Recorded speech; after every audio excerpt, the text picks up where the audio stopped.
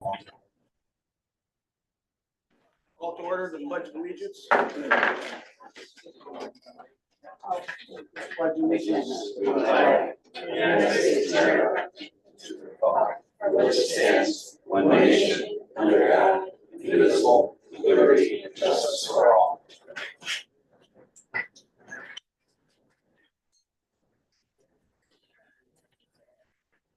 I'll take attendance.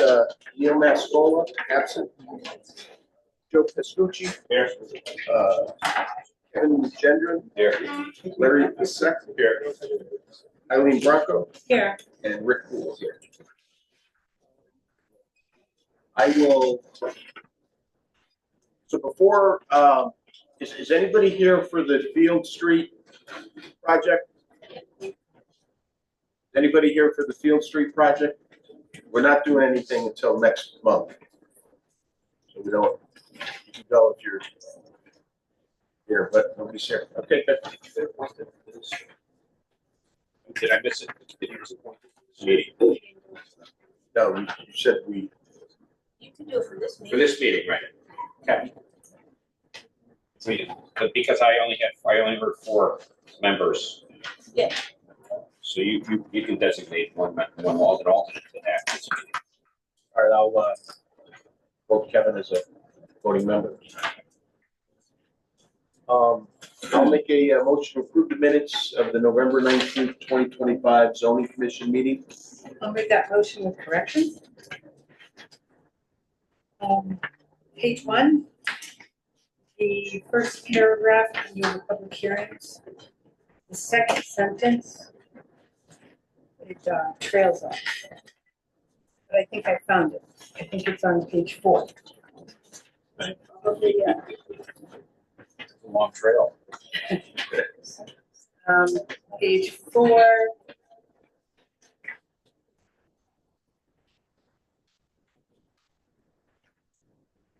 About halfway down, Commissioners Eileen Bronco. I think maybe that didn't fit there. I think that's where it was.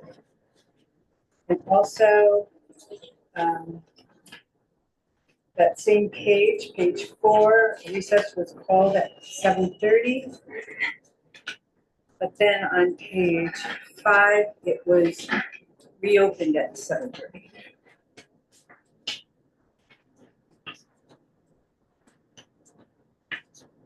And also on page 5, it should be noticed that I recused myself for that public hearing.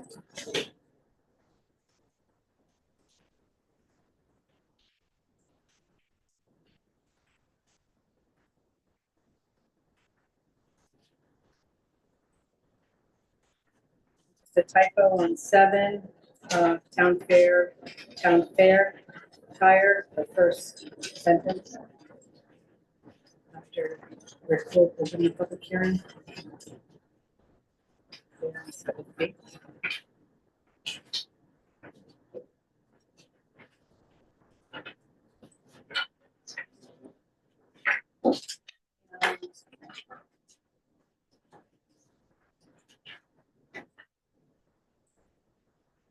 Page 9, at the top, it says that see public hearing for details, which that's fine.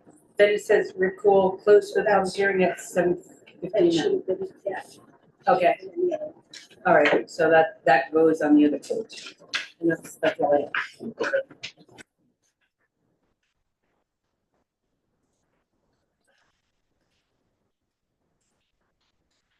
Second. Do I have a second? Second. All in favor? Opposed? That's approved.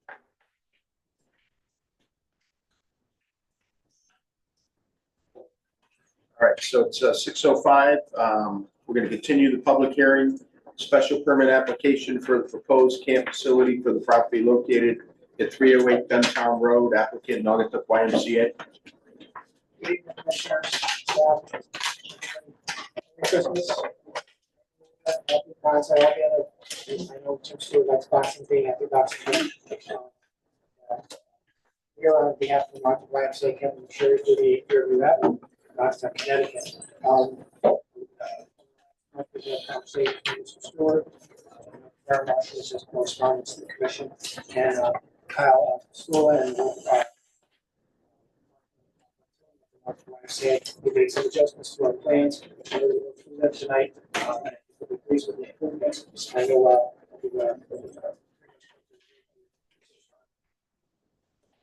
I'll turn it over to Kyle to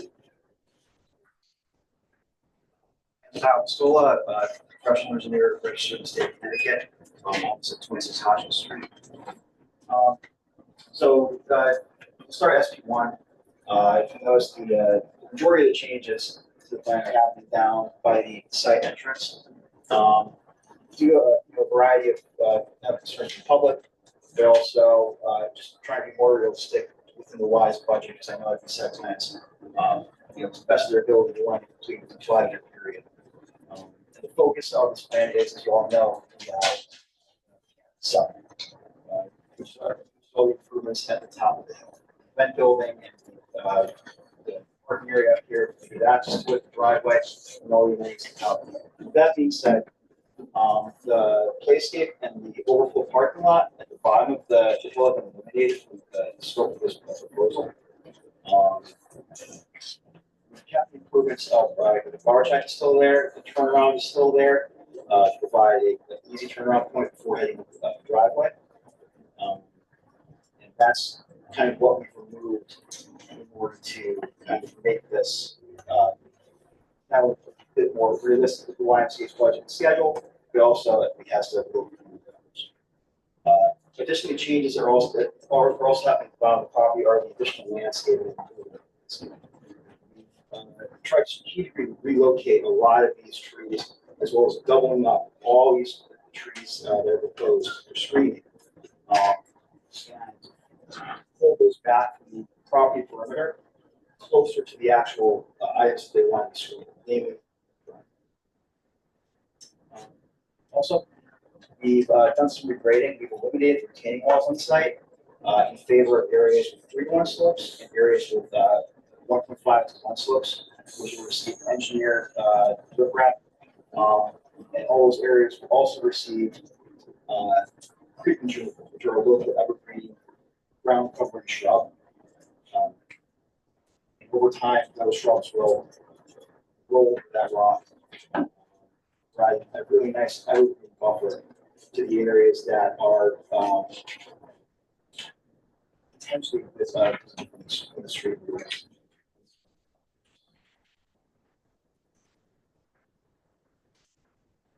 Just do that.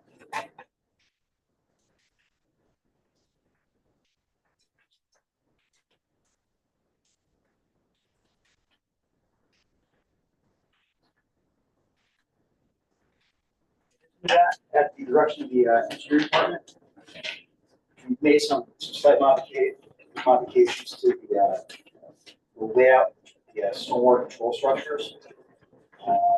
We have made the micropools larger throughout and combined them, and increased the amount of stone dams along the road and the The reason this is twofold. In addition, and we've also pulled these further away from the road. Before, these micropools were just over the 4-foot shoulder. Now they are 14 feet from the edge of the roadway on each side, providing a large area to large shoulders for vehicles to take and stop in case they have to stop. In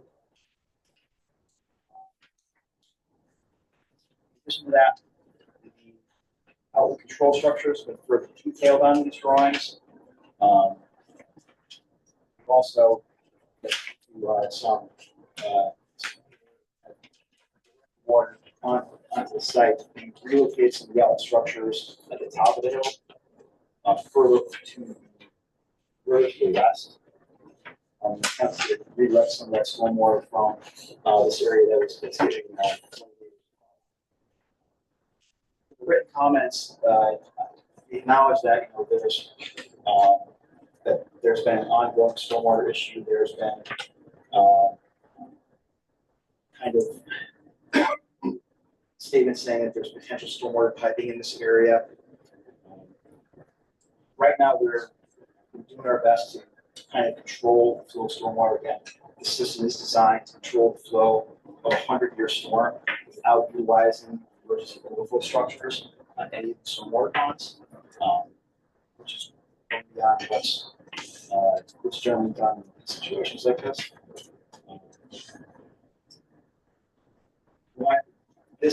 This area here should be, it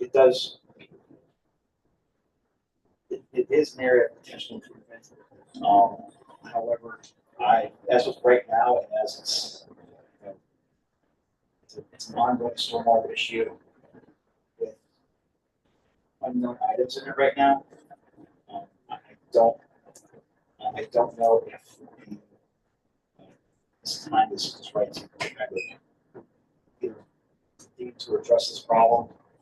What we are trying to do is accommodate and provide solutions to all the improvements that are going on this site.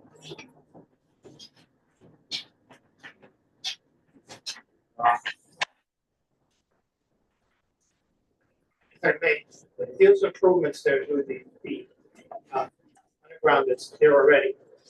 You have to remember the property was Walnut's farm, and farms aren't under the jurisdiction of the Inland Wetlands Commission.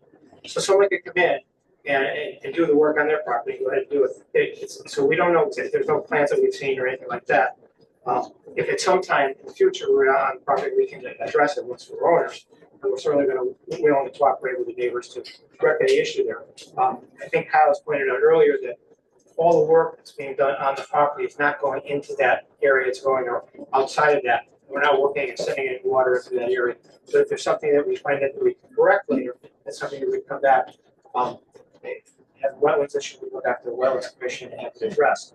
I think that's one of the things that we do properly in the course of being a good owner of the property. And talking to Mark about cartoon, that if something comes up like that, that we have an issue that we can address, we will do that. But as our water drainage on the property right now, it's not going into that. It's just not. And what's in the ground there, and addressing that, that's something that can be done in the future, and that's something we're going to do. Thank you. Guys, as you said, the water that will be flowing into that wetlands area, which is generally this parking lot here, is being directed to the stormwater retention system and then pushed further to the west. So with the improvements we have shown, we are hoping to that does.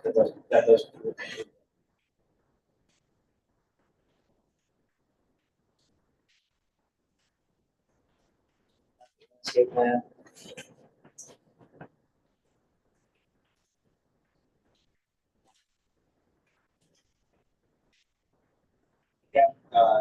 Just reiterated here the landscape improvements that we're showing on the site.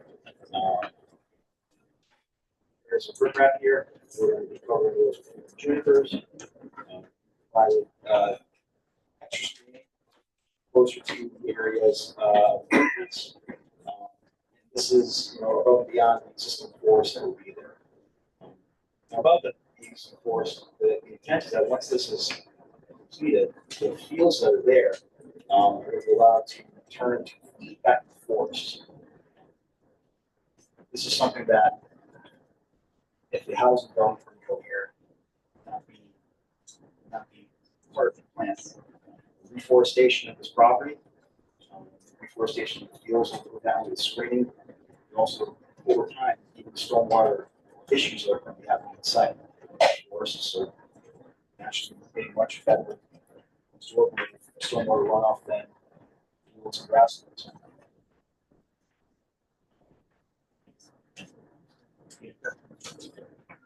Question? Can you talk about reforesting that area? How long it's gonna take? What are you gonna do to make that happen? Well, that would be something along just lines of letting go back to nature. Right now, it's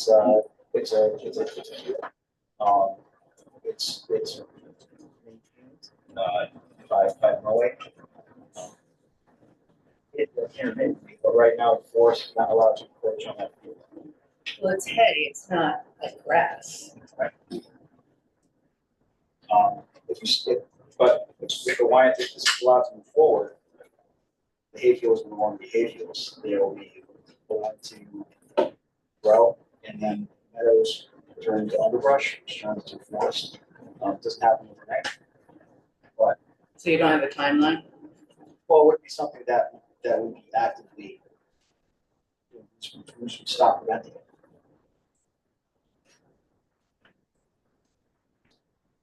Yeah, the rewilding and the back nature of the area is again something that would not happen if this was the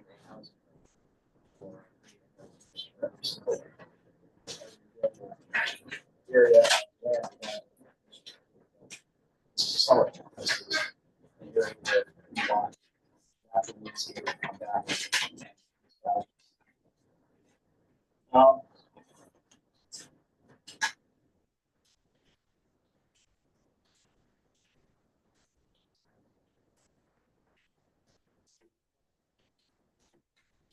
Um, I did address some comments in writing regarding the questions about alternate means of access to the site.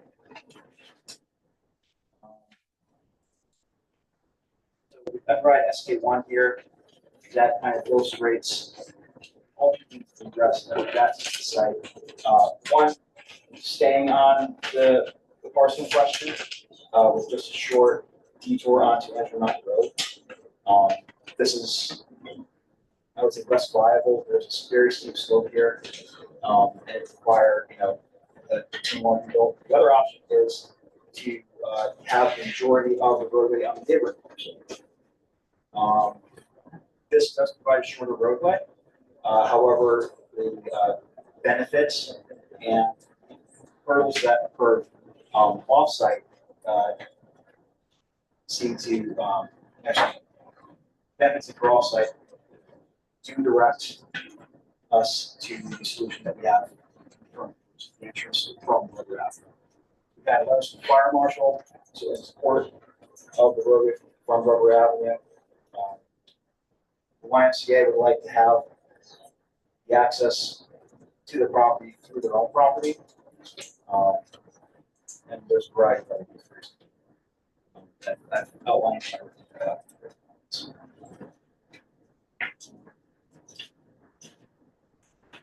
That could be the changes that we made. I think that, again, we've got a lot of comments over the past couple months. You guys all have written responses to that. Thank you, Cal. The only other comment we make is that the entrance from Rubber Avenue and three of the fire marshal's letter. Pretty clear that that's the safest way to our fire department. When anything happens on the property of the fire department, police department, the ambulance, it should. The YMCA, of course, has its own safety features and train people on site for anything that happens on the campus. But if there's a fire, you also read the letter to the fire marshal and Ned Dalton, if we all know the fire marshal, who are additional requirements for every one of the buildings, including possibly having a on-site tank or a pond to deal with firefighting issues, because for water purposes, the building might have to be sprinkled. But that's not within your guys, that's within Ned Dalton's guys. And whatever I tell with Ned Dalton on any one of the projects, every time he does the right thing, and he protects the owners, and he also protects the town. That's good thing. So before you go further, they were not provided with the letter from Chief Hanks. Okay. I do have it here. The zoning commission did not ask for that, and someone else asked for it. So if you wanted to hand out the response to them, Should be made part of the record. If we have a public official that's aligned on the public health and safety, we should make if you'd it like to give it to them with the record. Also, I should address that currently the event center, which is pretty large event site, it does have provision on the site that two large water tanks specifically for fire protection. Mr. Chairman, I have a question, a technical question, may I ask? Sure. Mr. Chair. So with regard to your drainage plan, Does the plan meet the 2024 peak stormwater guideline manual requirements? Yes, we're providing on-site storage for the entire water, for the water quality volume of, for the water quality volume storm. We're providing reductions of runoff. You meet all the standards, and you're not looking for any waivers or? No, we're not So that- that- waivers, actually, Okay, thank you. So you did provide to us, that I provided to the commission members, your comment responses. Did you want to go, they should have these. Did you want to go over them at all? So that they can make reference to them, or just for them to read on their own? I can go over this briefly. Are these on our website? Like, can the public see these? I believe they were, yeah. Okay. They should have put up. They were put up along with the sequence of construction Okay. site improvements and the storm Okay, good. water maintenance plan. What has not been put up, I'm not sure that got put up. Jim Stewart did provide late today the review. You did get it, just forgot to put up, which I provided to you tonight, maybe after Kyle speaks. Jim Stewart can speak in regard to his comments for the engineer. We didn't get these plans until late Thursday or Friday. Yeah, that's fine. So this document here, provided to you. So yes, I touched on several of these points already. First one is the improvements to Rover Avenue, field of amenities, discussing the removal of the associated the accuracy of the survey area, given that the user stands for us. Came from the town 2 previous surveys, overlaid, and some measurements regarding some surveys to see the accuracy. And it came back as being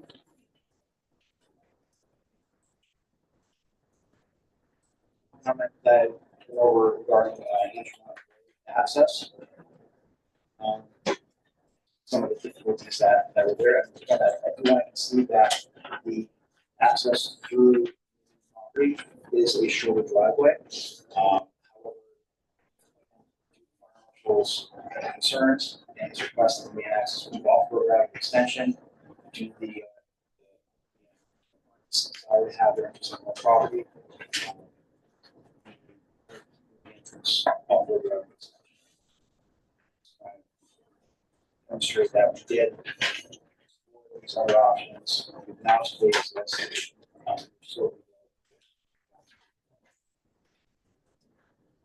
Right, update my site analysis. I didn't really touch on that because what we did was we moved the point of view of the line of sight from the near side of the road to the far side of the road. And in doing that, especially with the removal of the lower amenities, didn't change the line of sight visibility of the structures. Private grading, which also helps that we have a ground driveway maintenance plan schedule that's been added in order to outline how that driveway is going to be maintained. I'm concerned with stormwater controls, which I touched upon. And it's the consolidation of some of the stormwater ponds. I know that the micro ponds will be present in the 2024 stormwater manual, which are a relatively new stormwater control structure. So making those larger and more amount of conditional stormwater control is an issue. Updated the landscape buffers and improve them. So the comments from the commission and residents. There was concerns about the slopes, stormwater analysis. And that the concern there was that slopes would be increased. I explained that the overall, the way that stormwater calculation is that it's from the furthest part of drainage area to the discharge. The slope of the overall average. The overall average remains the same. The actual travel path goes roadway now. Particles of rainfall actually have to travel along the road for a certain length, captured by stormwater control structures, controlled and then discharged. They travel further down and the road again, travel further. So we're actually increasing the amount of time stormwater is spent on site, which in turn stormwater stored underground, which allows it to be stormwater control structures. Overall improvement. The comment I made regarding this person in the lot is outlined here. Taking improvements that we're putting on the site do collect stormwater more centrally onto the site.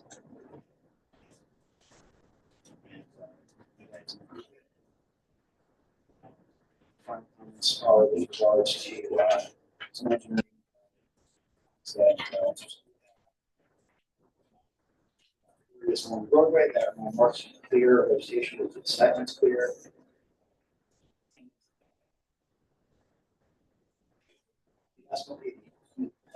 That's the gas mains, the sizes and general locations again.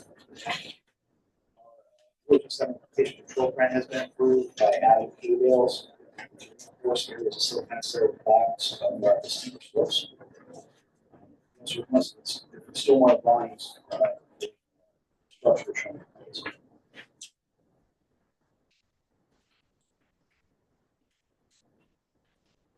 That is the stormwater control structures. Ponds, the water retention systems, rain gardens, and water drains and stuff. As Mr. Carter said, we've got sign off with some conditions for approval from the engineering department today.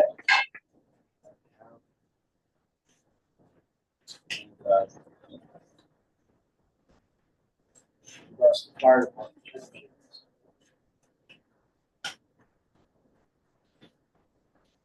So,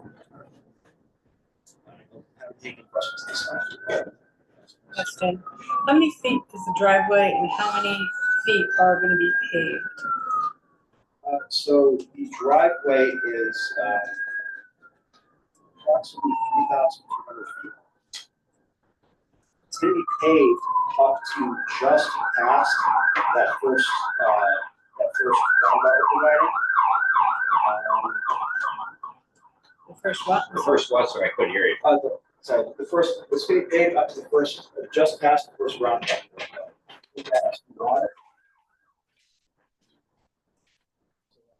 There's a line marking the proposed pavement, proposed gravel driveway. So it's approximately 700 feet. 700 feet of paved road surface before the gravel driveway starts. That's all included in your calculation, your drainage calculations, the difference between Yes. paved surface. I actually, I mean, it would affect your volume, but as far as speed, it's supposed to be a little bit. this is true, however, working with various municipalities, I found that some of them consider gravel driveways as a pervious surface, the same as asphalt. So that's what, Even though it's not.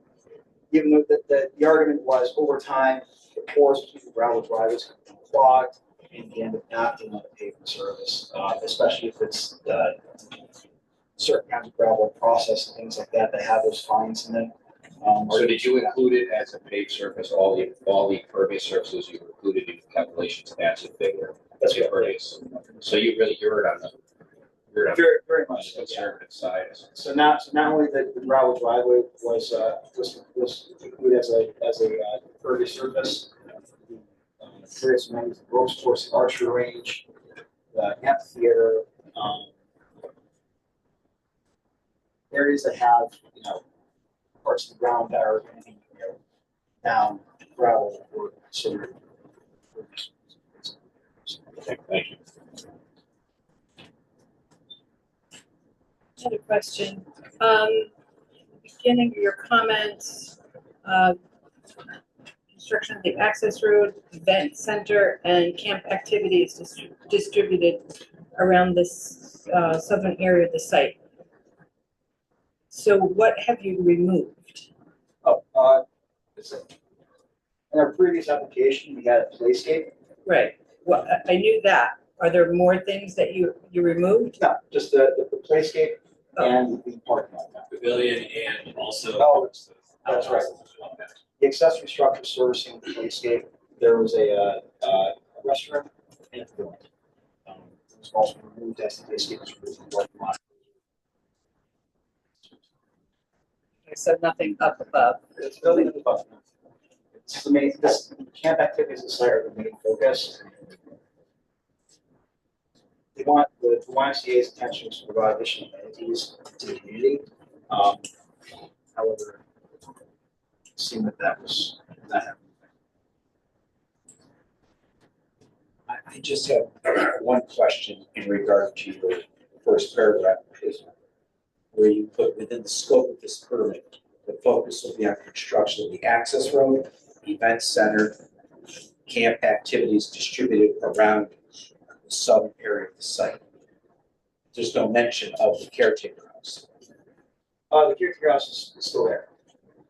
Okay, so that's still gonna be there, Yes. as is all the building. There's just, you mentioned the event center, but you don't mention the other, so Right. that Right. threw me off. Caretaker's house is remaining on site so that we can have somebody that will allow for somebody on property in order to keep an eyes and ears, help with the security of the property. So the only, I'm sorry, Mark LaFortune, CEO. So the only things you removed were the things associated with the playground area below. Yeah, so this is Plan North, this is Plan South. I think it was just not real clear in that paragraph there.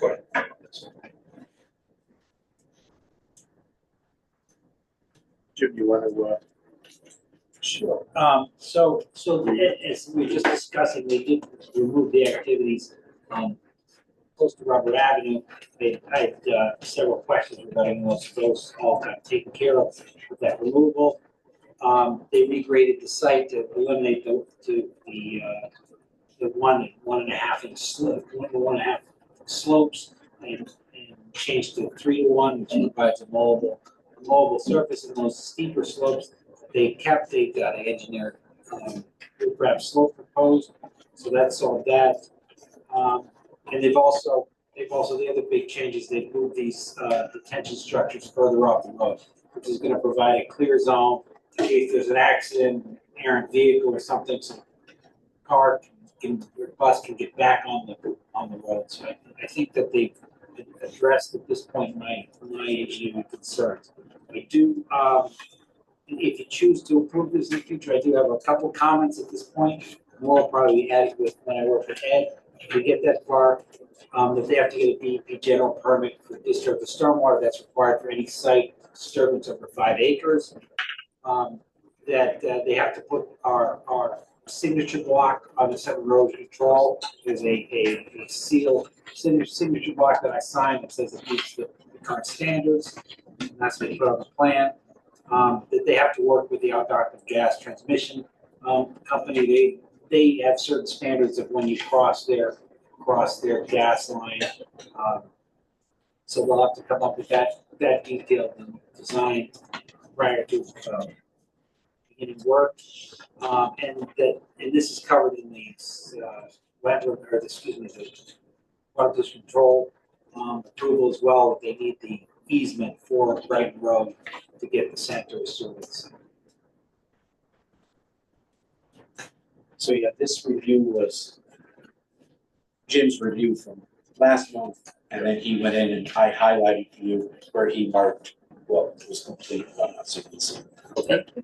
All right. So I just got some questions on the summer camps. So how many attendees do you anticipate?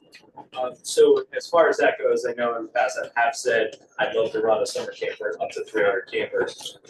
However, it's all based upon what the early childhood or the Office of Early Childhood would license and so forth. So that's based on the amount of bathrooms, that's based on the amount of square footage that we can house them inside and under structures from to get them out of the nature.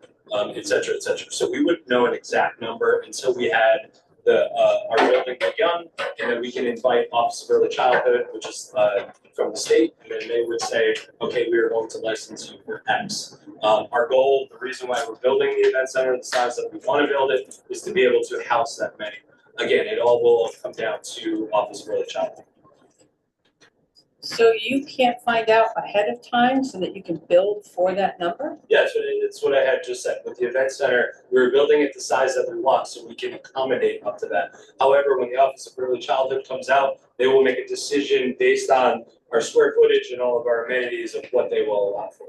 Right, So the final number again. So again, we're building it out to try to get to that 300. And the reason we're going for that 300 is because currently we're between, on average, about 125 kids per week with us down on the field down here in Naugatuck. And that is with like 99% of children from Naugatuck. When we build this out, we are foreseeing the fact that we will have out-of-towners coming from Middlebury, Oxford, Southbury, Beacon Falls, Prospect, Waterbury to the location. So we foresee that number growing quite a bit. What's the expected operational dates for the summer camp? Say it again. The dates you're gonna be using That summer would be the week after school gets out until the week before school goes back into session. Yeah, between 8 to 10 weeks, all depended on when they're let out from school, depending on snow days, etc. Is usually how we do. When we budget for 8 weeks typically, so that if we do get that 9th or even a little bit more, it is always best for us to budget for less than for more. So when the camper signs up, they sign up for an 8-week. So no, Is it they would. weekly So or is our current structure right now is you can sign up. We have a welcome week, which is a single week. We have a farewell week, which is a single week. Yeah. That's easiest for parents, etc., to be able to plan.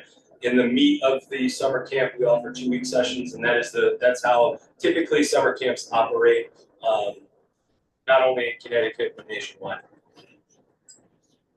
Will there be a peak time or week for campers to attend? July and early August is typically that time. It does grow in numbers as the summer gets to the peak of the summer. Okay. And how many employees do you anticipate on the site? It would depend on again our camper count. Our current licensing is 1 to 10. 1 to 10, one staff for every 10 kids. Say again. The younger groups would be 1 to 6 ratio. So we actually always overstaff in order to be able to make sure that if we have any issues, they can always be handled. We don't just stick one staff with a group of 10 kids or one staff with a group of 6. We'll always have floaters. In the last couple of years, we actually also hired staff that help with what we will say are kids that I'll use the word behaviors and/or kids that need that little extra attention, sensory needs, etc. So we do have those extra floaters that help with that as well. Okay. Where will the employees be parking? Good question. I would like to see a majority of them parking at the top because that's where the majority of everything happens. We don't have a parking lot at the base, so we won't be able to do that until we would get to that. Obviously, we're not going to have kids doing items down at the bottom because we won't have that playscape and such. So right now, the plan would be all at the top. Okay. So I know that right now you're using St. Francis. Correct. So what's the plan with the busing? Would it be, like, I know the kids just walk down the street, so would they be loading, getting on the bus at Church Street and then going up, or how So do you? yeah, well, one of the neighbors actually brought that up, and I do think it's a good idea. That would all be in planning as we start to plan our summer camp. I'm more than happy to have that as an option, but that does come along obviously with busing costs. Just for example, when we bus our kids right now to an off-site field trip just to Roller Magic and Waterbury, it's almost $2,000. So we would look into more of likely purchasing our own vehicle, whether it's a bus or small vans, in order to do those things. For example, Camp Natasha, which is run by the Waterbury YMCA, they pick up kids right in Naugatuck and they bring them out of town to Camp Natasha in Watertown.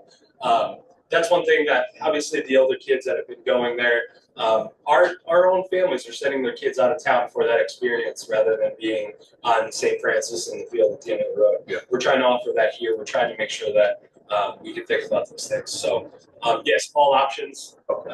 And however, we won't. It would all depend on where they're coming from, etc. Would it ever get to a point where we say that we are going to say you have to get on a bus? That is unknown at this time based on size of camp and how that flows.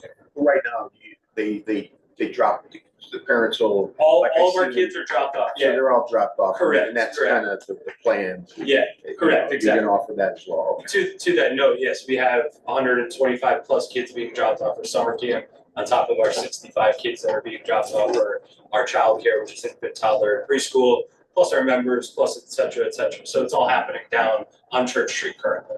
So the parents would be dropping them off like what time would they be? So we offer a before care for parents that have to get to work prior to that 9 o'clock hour. Okay. The majority of our kids, I would say, 2/3 of our kids are dropped off for that before care because parents have to get to work. And then the remaining third is at that 9 o'clock hour. Okay. Our camp day goes until 3:30.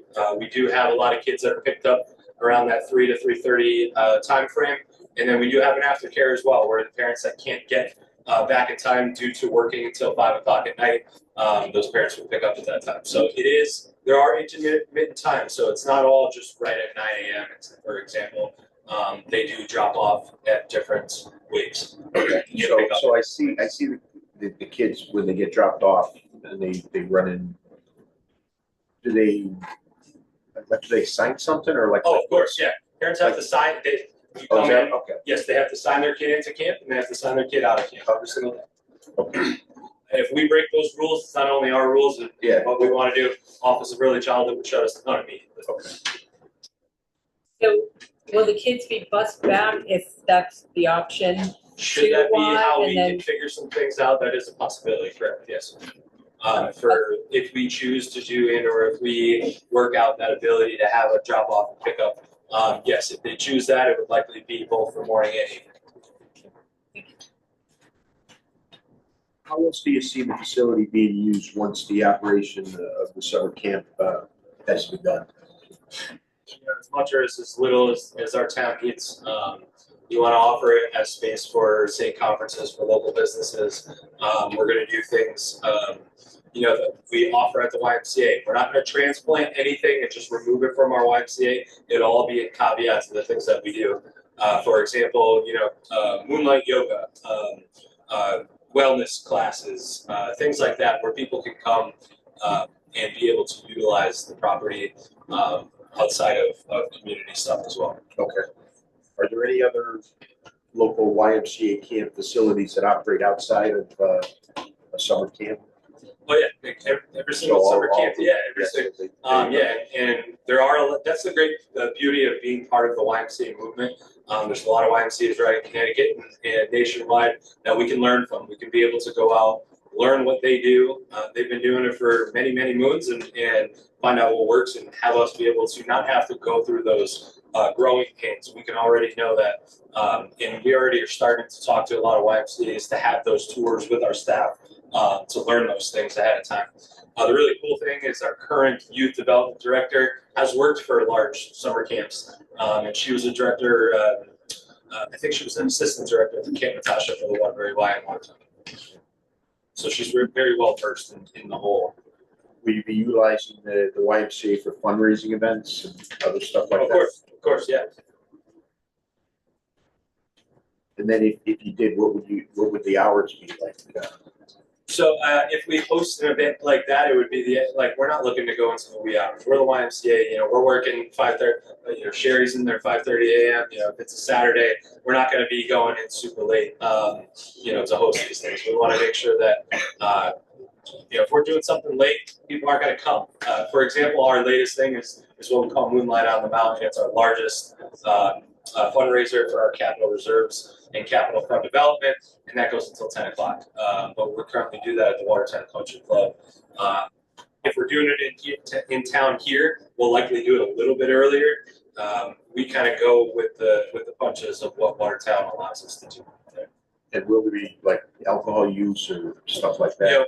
We're not looking for a liquor permit, we're not looking to do those types of things. Would you be willing to come back to the board for outside event approvals in the future? Of course.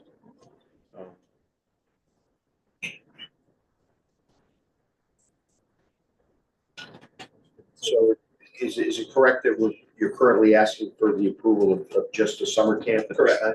Correct. Are you in agreement of any outside, the use of summer camp for this facility may be instructed to be intensification of a potential approval, that you recognize the need to come back to the commission for approval on any potential intensification use? With that meeting, as far as like when we want to come back to look at that community, yes, of course. We're not going to do anything against, we want to work with the borough, we want to work with the neighbors. We want to make sure that people are happy that we're there, and that what we're building out is something that's going to only be a benefit to the community. Do you anticipate project being done in phases and then, 100%. To Kyle's point, access way, utilities, and our event space is going to be the main items that'll be the first three things that we begin to go in. The reason we have everything else on there as well is because we do want to try to do as much as we can. It all kind of relies on funding and where we're at. Okay. Do you have like a timeline set that you're thinking? As soon as we have approval, that's when we're probably gonna sit right down, and we will be sitting right down to start to plan all of those things. I'm asked that by my board very often, and if we're putting a bunch of planning in, if we started at the beginning and we had the amenities still at the bottom, I would have had a lot of time wasted. So we're waiting until we get some approval. Now, are you in agreement that the stormwater maintenance plan that has been proposed will be adhered to and implemented? 100%. All right. Can a signature line be added to the stormwater maintenance plan for both the YMCA executive director and the YMCA board of director chairman? Yeah, that's been added. It is something. All right. And then the ordinance to dates on construction. That's all I have. Commissioners, anything else?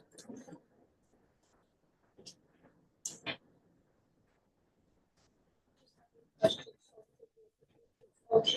your, Speak up, Martina. your fundraisers, not fundraiser, but a board sponsor, like, like have alcohol, right? You just get a code for that night. Yeah, we're not gonna own and operate our own bar, we're not gonna sell alcohol, we're not gonna have a liquor permit. If we did something along those lines, yes, correct, it would be utilizing those proper entities. But those are strictly YMCA-based events. It's not that you're Yes, no, we're not having outside. rent your facility to Correct, then use it to have something. Correct. Materials say that staff meetings will be held at the caretaker's house. Part of, the caretakers, and we have also on the top of bunkhouse. So part of being in the YMCA movement, there's a lot of things, we're with each other, and I'm sure you guys can attest to being at work. Being with people at work, you're with them more than waking hours than you are with your own family. If we don't have a good culture and we don't have a good team, we can't do these types of things. So to that point, we wanted to make sure that you knew that those spaces would be utilized by our staff quite often in order to host those types of events. My question about the caretaker's house is that it's possible that it can be a family. So the goal is actually for our youth development director to be living in that space, which our youth development director is summer camp and schoolage. So having meetings in their house. So yeah, again, we would have rules around all this. We're not going to, we have to go down, we will go to Camp Natasha, for example. They have somebody that lives on property that is a director there. We're going to learn how they utilize the space and make sure that we're not just encroaching. Yes, our staff are going to be in there, but we're not going to say that, it's ours, we're coming in whenever we want. The good thing is at the top in the lodge, we're going to have space in there. Likely the caretakers is going to be for just the staff to live in. Okay, and the bunkhouse, it'll be set up for 8 people in four rooms. Correct. This is nice. I believe that was correct. Yes. So you're not having sleepovers. Well, it could, because part of retreats for staff, that is something that is big in the YMCA movement. again, in order for us to be able to mold and become and have a good culture together. Yes, that is a possibility. And how would that look? Like, night? Would it be a week? Oh yeah, I mean, we're right Weekends? here in Naugatuck, so yes, I mean, again, staff can come and go, but our goal would be to utilize that space for those types of purposes. And how many staff could that be? Is it just local staff? Our leadership team, and then when summer camp is preparing for summer camp, they would likely do those types of things. You know, think about a kumbaya session, sitting by the fire, talking about the upcoming summer camp. That space will be utilized for that. Are they going to be able to jam everybody in there? No. Will we have people probably in a tent, et cetera, using that type of situation? We're going to try to set all of that. Our leadership team will be the ones that can utilize that space like that.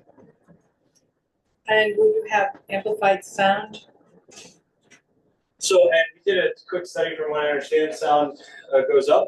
When you say amplified sound, do you mean concerts or we don't? What do you mean? Sound equipment for music, I don't know, activities that you're playing music. So if we're doing the YMCA fundraiser, yes, we would likely have music. We will not go outside of any of the noise ordinances and all of that type of stuff as well.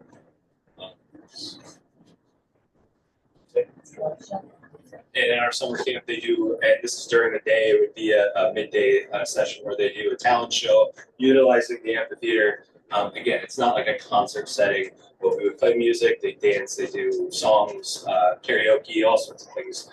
It's all driven by the kids. The kids get to choose what they'd like to do. I guess one of the things I would ask is there like a speaker system? Like say group A is your lunch period. No, we'll utilize closed. Something like that. Okay, no, closed circuit just as we do now. We have walkies and very intricate systems on how we utilize that communication system. We're not gonna have a PA on. No, you're not gonna hear like when you're at school. You're not gonna hear a beep. Okay, we're going to the next meeting. That would all be done from staff to staff utilizing walkies. Thank you.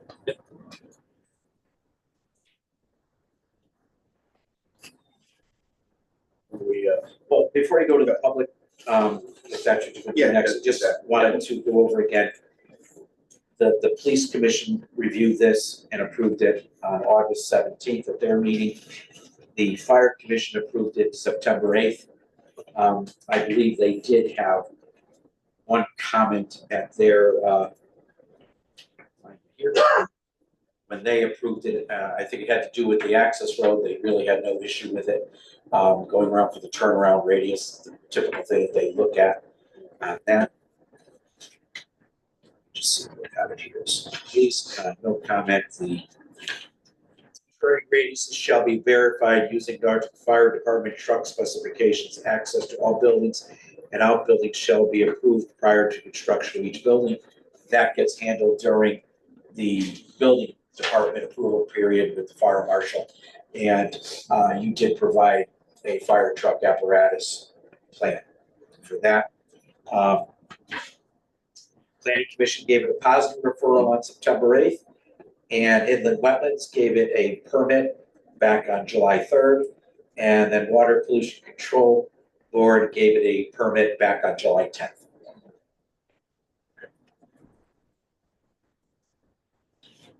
All right, open it up to the public for comment.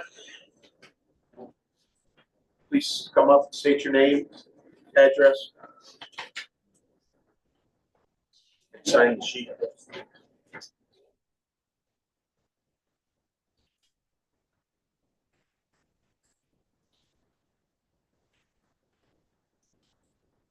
Hi, good evening. My name is Jill Mahoney. I live at 98 Olive Street here in Naugatuck. I just wanted to talk about the wonderful things that the YMCA is planning. I am a lifelong resident of Naugatuck, brought up my 5 children here, and I wish at the time that my children were younger that they had an opportunity to be able to do something like this. In my professional role, I am the Executive Director of Connecticut Partnership for Children that is located here in Naugatuck. I deal with families for the last 20 years. And over the last 10 years, I have run a parent and child leadership training program that I'm with it's been over 250 families that here in Naugatuck and their children, probably about close to 200 to 220 children in Naugatuck. One of the biggest things that our families are always asking for is something to do in Naugatuck. So when the YMCA started talking about doing this, I am a proponent of having an outdoor space somewhere for children to be children. So many children still live in concrete jungles, as they call them, that don't have the opportunity to be outside. So with that, along with the parent and child leadership that I have worked with, this is a 20-week intensive program that I work with families right here in Naugatuck. One of the things that the families have to do as we prepare them to be more leaders, and we have some burgesses and we have state representatives that have gone through this, we have Board of Education members, is they have to do a project that gives back to the children and families in our community.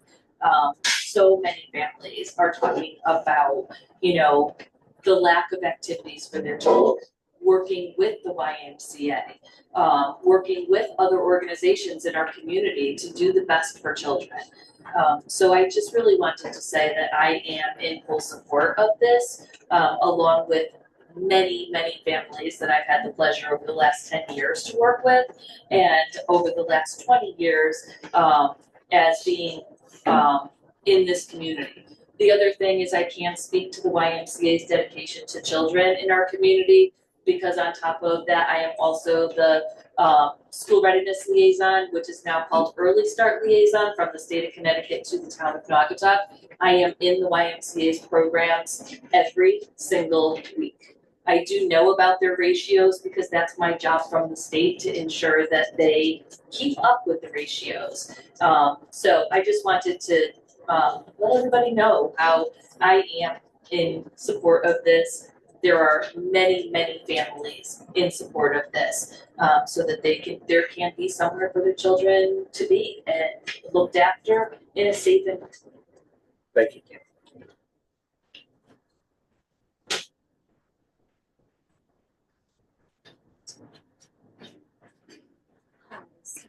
Marco Grave,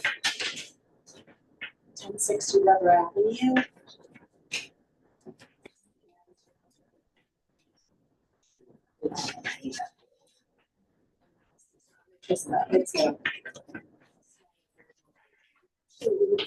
I was hoping to show the proposed alternative access ways.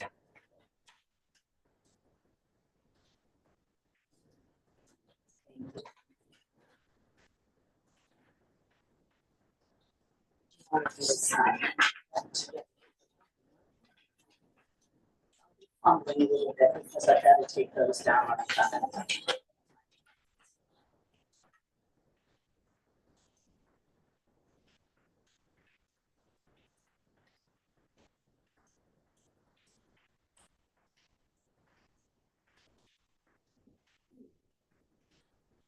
Let me just start by saying I'm not here to convince anyone not to allow the YMCA camp. I think it's a wonderful idea. I think the use is suitable. I think it's something I would love to have in my backyard. What I do have a problem with is the design and a faulty design. Not the layout of the camp itself, but the access way in particular. This is the one I was looking for. So I actually spoke with the Y and the engineer, actually not the engineer directly, but with the Y about providing an alternative access way, because this property here belongs to my parents and it attaches to this access way on Andrew Mountain Road. Both sides have access to it and have used it historically as a farm road. What I didn't like when I saw this is that there's an engineer here in the room.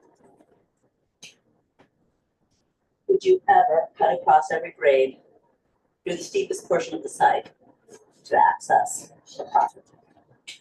This one here is semi on the suggestion of my brother that they could utilize my parents' land because it's somewhat more left down here. I know you can't see this, I'm very sorry. But that's not at all what I had requested. So I'm going to pull this down.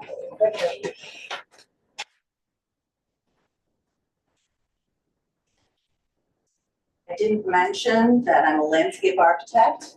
I grade daily driveways, roads. I work with civil engineers. So the first thing we had laying around, because the property has been up for development forever. There are several plans on file. We have them in our office. This is an aerial photo from 1986 that we had on file as well. This is where the proposed camp area is going to be. And this is where the entrance. This is Andrew Mountain Road intersection. This is the access way, and this one's along our property way. It's an existing parkway. The photographs here, and it's actually just for the commission, start at the parking area. You have copies. I don't know if they've been distributed. It starts at the parking area for the Mission Trail, moves down. You can see, no, We're gonna pull them up on the screen. that would be great. And then I can show people who these photos show the road all the way to the site. You will experience no extreme grades. Ahead, you can see Wilmot Field through the trees, right there. It's just indicators of the actual visual existing grade. Along with that, what you have is a change of grade of approximately 70 feet. Coming down from Andrew Mountain Road. I actually applied a 30-foot setback as a standard. I managed to achieve 8% grades for this first 100 feet. It's easy to adjust because down here it's virtually flat. I vary between 8 and 2% grades. I also went around the wetlands. I'm a little bit close here. It can be adjusted if you want to use a wall, but at this point, I'm showing grades without the use of a wall to show that they can be done at 3-to-1. There's no 2-to-1, there's no 1-to-1 anymore. At this point, I'm 102 feet away from the wetlands, here 77, but with virtually no grading, as I'll show you in marginals. So we're pushing grade 3-to-1, coming down from Andrew Mountain Road into the curve. The application of a simple 2-foot boulder wall requires no engineering, and you can soften this. You can make it a little bit bigger and soften it even more, but at this point, we're utilizing no more than 3-to-1 grade. As you come around the corner, again, the 30-foot setback, the grades become very gentle through this area. Coming up and around the wetlands with no issue. Here's where you start to cut into the semi-steep slope. Again, you can utilize a wall or just push grade, as it's shown here. The overall is here. So if you'll bear with me, I wrote up a whole bunch. Again, I'm not condemning the YMCA at all. I think the use is also suitable. My only issue is the access road and the lack of an alternative access that is functional. Again, the fireman's or the fire marshal's judgment was also based on those first plans that you saw that suggested a road of 10% with 12-foot retaining walls, etc. So not realistic. So it's our duty as licensed professional architects, landscape architects, civil engineers, and all other design professionals to provide the best possible solutions for our clients' needs. This requires acts of due diligence to actively research a site for feasibility to accommodate all proposed amenities. It's come to my attention and the attention of other associated colleagues in the building profession that the current proposal neglects some of those standards. Among the many issues that I hold for the partial submission that we have to review are: no consideration was given to researching other potential entry points. That was before I got this plan that showed the worst possible scenario. This point was actively raised by owners of adjacent properties back in October and again in November. Because this request was ignored, I took it upon myself to walk and photograph the roadway, which exists within the subject property and discharges onto Andrew Mountain Road. I brought my observations to the attention of the applicant and his engineer, who were both completely unaware of its existence, suggesting that an adequate walk of the site was perhaps not done. Of concern is the fact that the existing farm road with minimal grade and much shorter traverse distance that will have zero impact on Rubber Avenue and proximate residential properties that is being blatantly disregarded. Of more concern, rather than address that clearly more feasible possibility or any additional possibility, they've chosen to push back and made it their objective goal to represent the opportunity as infeasible. Again, showing 12-foot walls and substantial grades. But they've chosen to ignore the existing road altogether at this point. I believe that if they investigated it, that they could still achieve an entrance from that direction, and I believe we could work together to achieve that.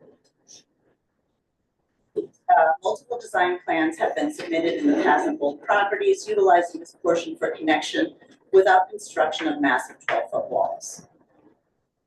You must ask if this is due to the fact that the immense amount of time and client funding has been used to create a single heavy impact plan, 3 times the length necessary, with a drainage system unsuitable for the gravel composition of the project's proposed roadway. This has been an issue with every discussion I've had with professionals, is the fact that the gravel material is not suitable for the type of drainage and grading we're looking for. Photographs and video, you've all seen that.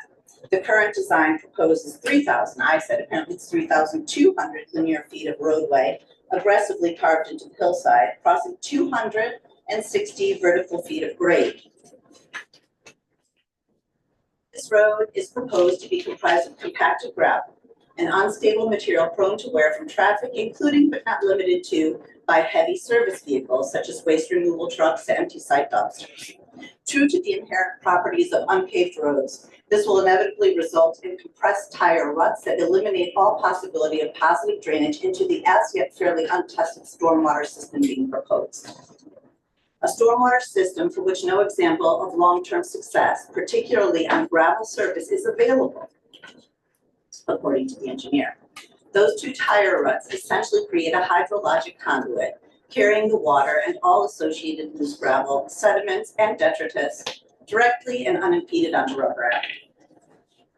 They have indicated a maintenance plan to address this problem, but it is improbable due to cost constraints associated with continuously professionally regrading this gravel drive to maintain positive drainage.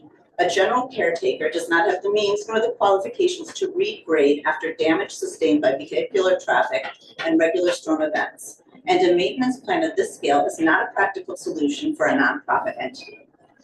Forcing this position as the best possible solution, I'm not going to go into that.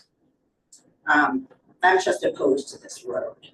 You will not be able to adequately plow a gravel road, and every run will create damage no matter how good intentions are. They intend to have a caretaker year-round and yet not be able to deep plow due to the gravel surfacing, which also has issues with weed and invasive growth control. A minimum of 2 applications of pesticides per year will be necessary. Inevitably, Japanese knotweed loves areas of disturbance and is guaranteed to be the first phase of successive growth in all areas of steep grade that are not able to be mown. The rest of the site, which is currently maintained by annual hang, will also require some sort of maintenance. I believe you were addressing that earlier, I couldn't hear it. Any ideas floating around of this growing into a forest must accept the reality that it takes upwards of a century for an open field to achieve biodiverse primary forest status, if left entirely to its own. There has been some issue made of the wetland in the corner that I've managed to get around fairly simply, whereas the currently proposed road literally grades into not the setback, but the wetland itself at the base. It's not really shown on their plans, it's shown on the overall, but as soon as they get into the intense detail of the plan, where the grades are shown, it cuts off that area to the wetland. I don't know if you've noticed.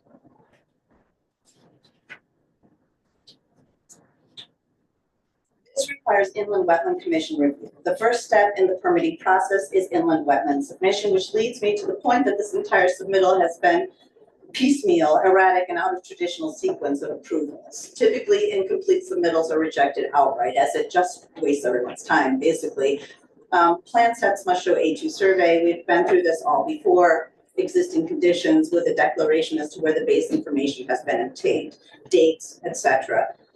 This is to be noted on all pages as standard procedure. A demolition plan with stockpile areas indicated, I believe that is on this new plan. Site layout, site grading, and erosion control alongside details should all be part of the initial submission and not built upon the successive hearings. Portions of these basics are still missing, notably demo. It's kind of a poor precedent to set for future applicants to come at this in piecemeal fashion. I've questioned the world record length cul-de-sac. Per Naugatuck regulations, page 9 of definitions of cul-de-sac is a dead-end street with a circular turnaround at the end. A search for any other reference in the regulations was not found, and an email sent to the engineering department on December 9th requesting further information to indicate where it was related to cul-de-sacs or residential situations only was unanswered. Any reference associating cul-de-sac with residential or subdivision construction specifically is inconsequential and intentionally misleading. As a rule, the state of Connecticut recommends a maximum length of 500 feet for cul-de-sacs. Waterbury allows 750 feet, but this construction installs 3,200 plus linear feet, making it 6 times the recommended length. Primary reasons for cul-de-sac limits: emergency vehicle access, adding switchbacks, safety and egress, traffic management. Shorter cul-de-sacs generally lead to better traffic circulation, etc., and utility and service access. Please bear in mind that this particular cul-de-sac will be servicing up to 300 campers plus employees, counselors, and caretakers on a daily basis, a number far greater than any typical residential cul-de-sac. In addition, this site incorporates pools, zip lines, and other outdoor activities that make emergency service access of the utmost importance. A single emergency vehicle becoming enabled in a muddy, icy, or washed out gravel drive will potentially obstruct access to and from the site. An access way from Andrew Mountain Road would be approximately 1,000 linear feet and crossing 66 feet of vertical grade as shown. I believe it's less than half. This road can be easily accommodated within the subject property and without the need for a major retaining wall construction nor extensive untested drainage systems. The landscape plan, I'm not going to go into that, that's not of the utmost importance. Quite honestly, it's really this road construction that's concerning me. What I wanted to mention is some quick comments from engineers I spoke with, and all suggest that with gravel, there will be a high potential for erosion and washout. How will this be mitigated? I don't see a crown graded into the roadway or much of a swale at the roadway edge. The grading conflicts with the gravel road section. The access road is 8% at the center line. This is generally considered the max slope for an access drive, and it is throughout. So the inside corners of the road are closer to 9 to 10%. I don't know if anyone noticed. Without seeing the calcs, we're not going to get into stormwater. That's a whole new system. I also like the idea of hard piping. This is the engineer to me. Hard piping the flow to Rubber Avenue stormwater system. This would reduce overland flow to the road. The bottom section of the road will also result in unmitigated flow to Rubber Avenue. I suggest adding something at the base of the access drive to catch the flow and send it to a basin. And there's some question here is, are they taking credit for infiltration? I don't know if any perk tests have been done, and he's asking that the infiltration rate is necessary to evaluate a circumstance, and he assumes there aren't great perk rates on this land, and there aren't. My brother just went through this, they're terrible. So really, in all, that's about it. I think this would be a beautiful place for a camp. I think that top portion, you can see from my photos, you can look at the videos. It's perfectly flat, it's surrounded by forest. You have one person who's impacted. At that entryway, that shared right of way, there is a house. But with all the money you save, you can easily provide that particular residential owner board fences, 3 stages of landscaping, what have you. The rest of your road meanders through forest as a camp trail should, or a camp road should. It accesses the site with ease without impacting wetlands to any great degree. And I think it's just a better solution in all. And in regards to the fire marshal, had to go out and drive this stuff myself too. If you take into consideration the road that I've attempted to quickly design over long nights, Rubber Avenue is about 0.52 of a mile to the nearest hydrant. In addition to you add the 3,000 linear feet of switchback cul-de-sac road, which equals 5,746 linear feet or 1.1 miles to the nearest hydrant. Andrew Avenue has a hydrant. The distance from the distance from the campsite to that hydrant is actually 1.08 miles, plus 1,000 linear feet is 6,702 linear feet, or 1.26 miles. We have a difference to the hydrant of 1.1 to 1.2. Next. That is a long-winded description, and again, I really don't like condemning anything about this development. I think it's great. I think this road has significant problems. I'm really concerned about it. I would love to work with anyone on it so that this project can maybe continue in a fashion that's safe. And I'll leave you there. Sorry, I've taken up so much of your time. Oh, thanks. Anyone else from the public like to make comments? Hi. We're 53 Grand Ridge Road in Naugatuck.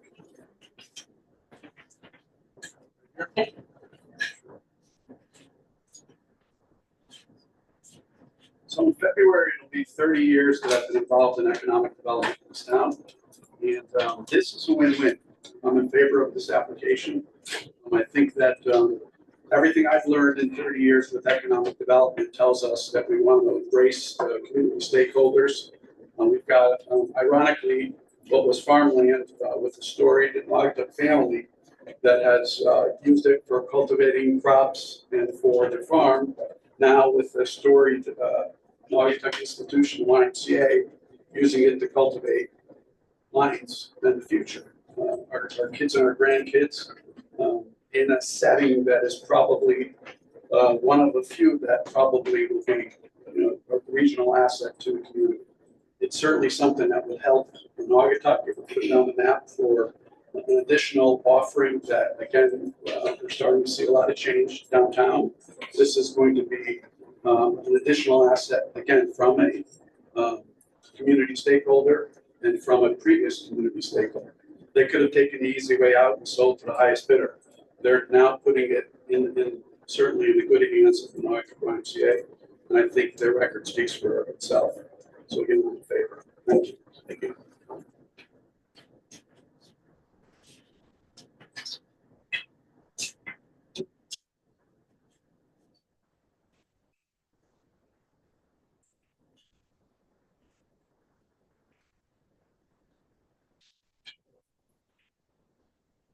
Well, good evening to everyone in their respective places. To the patrons of Naugatuck. My name is Joshua Vaughn. I'm a resident of 18 Olive. And concurring with what's been shared, in this only I too am a parent of 5 children, 4 of which have gone through the YMCA. And so I'm grateful to hear about this new development that is forthcoming, especially as it relates to something that takes them away from electronics, takes them away from being antisocial, going into these different social emotional issues. Having children from the ranges of 16, 12, 5, 4, and 3. I do believe that this would be a great opportunity for them to learn about the historical factors of Naugatuck, learn more about the architect of Naugatuck, as well as just being able to embrace the true essence of being a child. Concurring with what Mr. LaFortune has shared, OEC does a great job with the parameters as it relates to what is necessary related to the child to guardian ratio. I do know that this would also be beneficial for jobs. I know that the young lady asked about job employment, so I have to go to look for a job, right? And as a youth myself, my first job was at the YMCA as a lifeguard. And so I understand the importance of what this will allow. This will allow great opportunity for children to have a place to go, something to look forward to, something for them to get back to being a kid.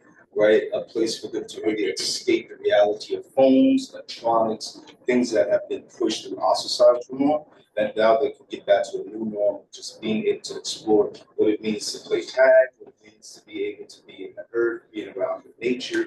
And so I hope that, today everyone's diligence, both the commission along with those that are in attendance, be able to come to some understanding so that those like myself, a father of five, a husband that wants to see more for his children can have some place that he can send his kids during the summer. Thank you so much.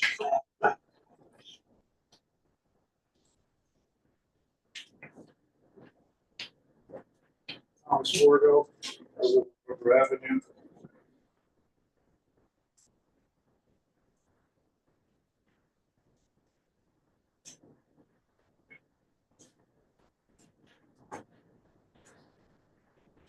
Okay, you've heard it from professionals. Doesn't make sense. You can't make sense of it. You can try to work really hard to make sense of it, and you can try to deceive people with different things. But if you look at what's there, it works very well from Andrew Mountain Road. And that's the sensible choice in any event. We heard something about a noise ordinance. I did want to make a point. I don't think Naugatuck has a noise ordinance. If they do, they don't enforce it at the Naugatuck High School when they have the football games. But it's nice to hear that we have it. Otherwise, I like the YMCA idea. I think it's a nice thing. I wanted to mention one more thing about that hillside and why we might want to preserve it for something other than that ridiculous flim-flam drainage system and an access road. As a kid, I used to go over there and sled all the time. It's a really nice sledding hill. Right now in Naugatuck, most of the people flock over to the golf course. It's a little tiny bunny slope thing. Only little tiny kids want to play there. This is something that maybe the kids up at the YMCA and our local kids might want to be able to do. We could work some of this development into something that would be, something that would be nice for the club. When I say the club, I'm talking about the YMCA and kids in town. Where maybe we'll do a little something down there so that we can park the cars and bring the kids out for sledding, rather than build a ridiculous road that's going to wash away. That's about it. Okay.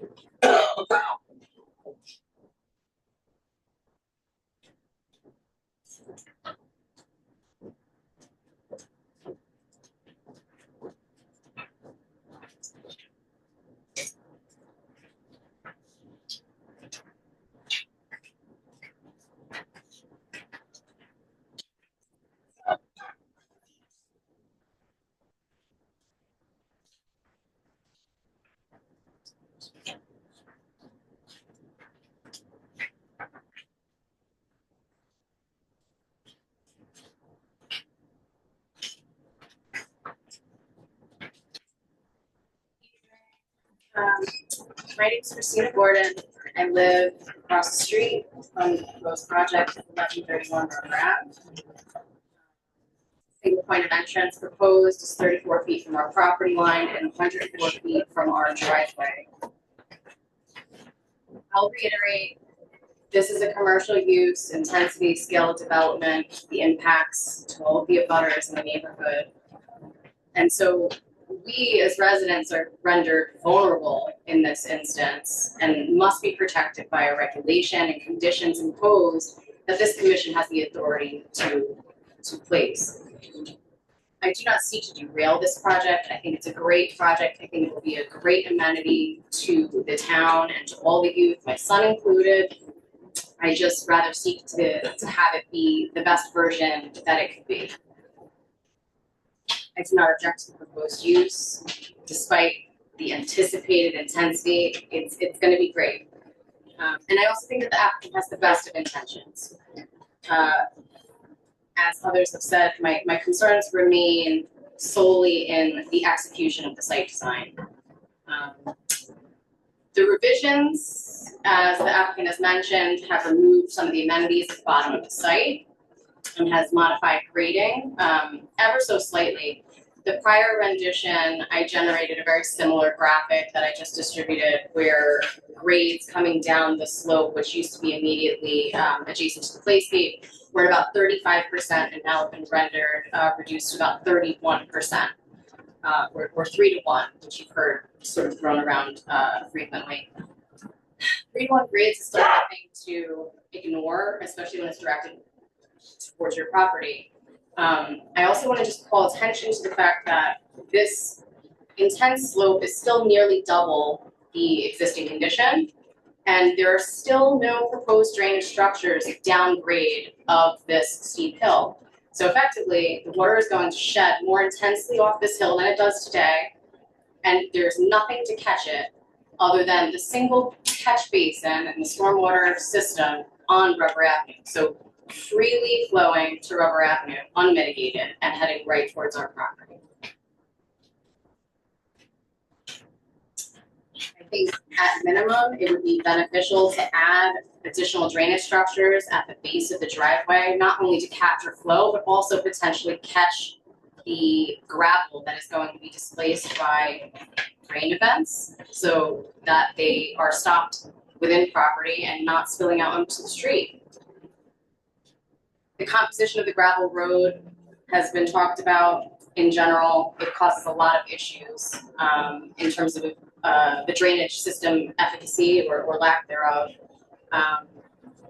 It's expected to erode. The applicant has drafted a maintenance plan, which in the best of terms is going to not be affected because of the cost implication it poses. It's going to require constant and frequent maintenance. And over time, it will be abandoned. They just cannot financially sustain it. There's also commentary in that maintenance plan about reduced plowing. Even if general camp events are limited during the winter season, there is a full-time caretaker at the middle of this hill. And if that road isn't plowed, I don't know how, or fully plowed, thoroughly plowed, I don't know how they maintain safe access in and out of that property either. So the second sheet, oh, well, 1 second actually. Commentary about the upland review. My best gaze at this is that the approved plans from September did not show the extent of grading that actually occurs within this upland review area. So I just question whether the applicant should be seeking a revised approval showing the actual extent of disturbance proposed with the latest plans if these go forward. Okay, and then just go into the next plan exhibit. So there was a traffic study prepared and submitted, and one of the recommendations of the traffic engineer was to clear sight lines up and down Rubber Avenue for vehicular sightline safety. That is fully warranted, however, should not negate the privacy screening that a residential property abutter should be offered. The plan currently provided landscaping of a single variety kind of along this switchback leg and then again at the upper curvature, but there was nothing in the immediate view corridor in front of our property, which we pretty explicitly asked for. This would render at least 2, if not 3, of the light fields from the proposed lamps to be in full view, as well as the security booth. I think with minimal efforts, the landscape screening can be affected in a more successful way so that we have adequate screening from these elements. I don't think it's an unreasonable request. For clarity, my graphic is in no way to represent a proposed landscaping plan in terms of species, spacing, or variety, just kind of where I think, based on sight lines, based on the fact that the road is getting higher and our visibility grows as it does so, that these are areas that can be improved. Somebody has already commented, reforestation can take upwards of 100 to 300 years, so that's not really a solution. On behalf of my family, I just want to ask that the members not only consider the potential benefits, which are enormous for this use coming to Naugatuck, but how the details of this project, as presented, will impact the immediate neighborhood, our properties, and ensure that we're not harmed in its wake. I speak for my family when I say that we do not want to be the sacrificial lamb whose property experiences undue harm for the sake of the greater good of the community. The Commission has the authority to approve this application with institution of conditions of approval, to ensure the safety and sanctity of our neighborhood is protected. It's my opinion that those conditions should be and could be to provide adequate visual screening to the abutting properties, to potentially even seek to reduce the intensity of the grading and address the lacking drainage system at the base of the property, and to require that the applicant receives an updated favorable response from the Upland Review Commission for the latest plans, the plans that are subject to be approved here tonight or in subsequent planning and zoning meetings. Finally, before construction commences, to furnish proof that they have obtained the appropriate permits from Connecticut DEP for discharge of stormwater and dewatering for construction activities, which is required on your own application materials, in fact cited, for areas to disturb more than an acre. This entail will require an A2 survey from Connecticut DEP, so that commentary somewhat becomes moot. Again, I just ask the commission to hear our concerns and impose these minimal standards and safeguards that should be afforded to any of us abutting property owners. Thank you.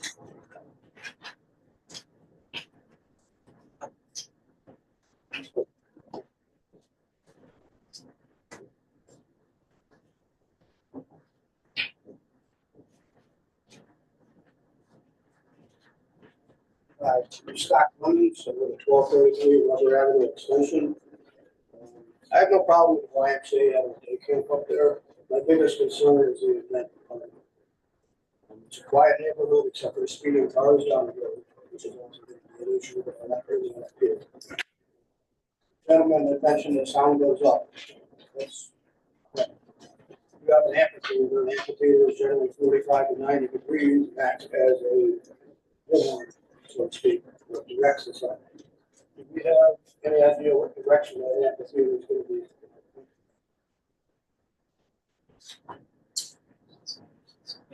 For the south side of the property.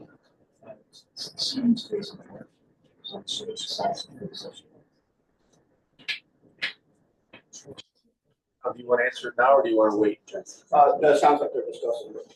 So, go ahead. Sorry, stage is facing to the north, which is toward the extension. So the sound faces towards the audience, which is facing the south.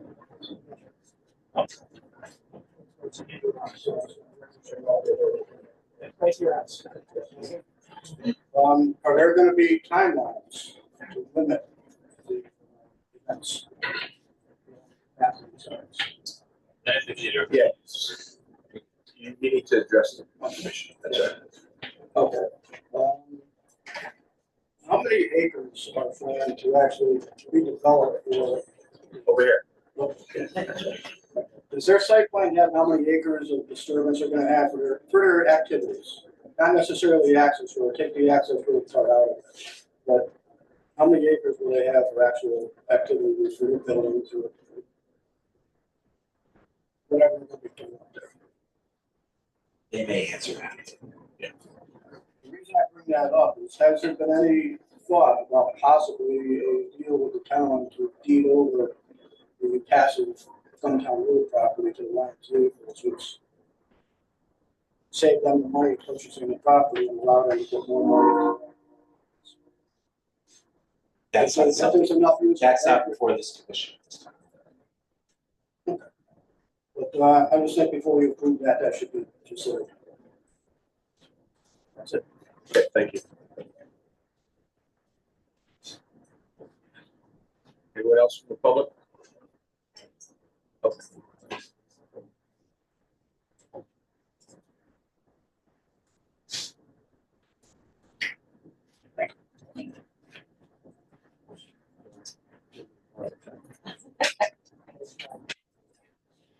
Tina Gordon again, I'll be brief. One question I had, in many nearby municipalities, there's mechanisms in place that would allow for, we'll call it a bifurcated approval. The application as it stands before you is currently special permit, i.e. approving the use, as well as site plan. So the site plan is the details that we find to be so contentious. if there is a mechanism that would allow the applicant to get affirmation that the town, the residents approve the use and want the use, with a deferred approval for site plan, it would allow all of these finite details to be refined in time with additional capital investment that they would be more comfortable extending. So I just wanted to air that sort of question as to whether that's a possibility as well. So it gives everybody sort of a place to move forward and make this the best that it can be. So, if you want to speak, thank you.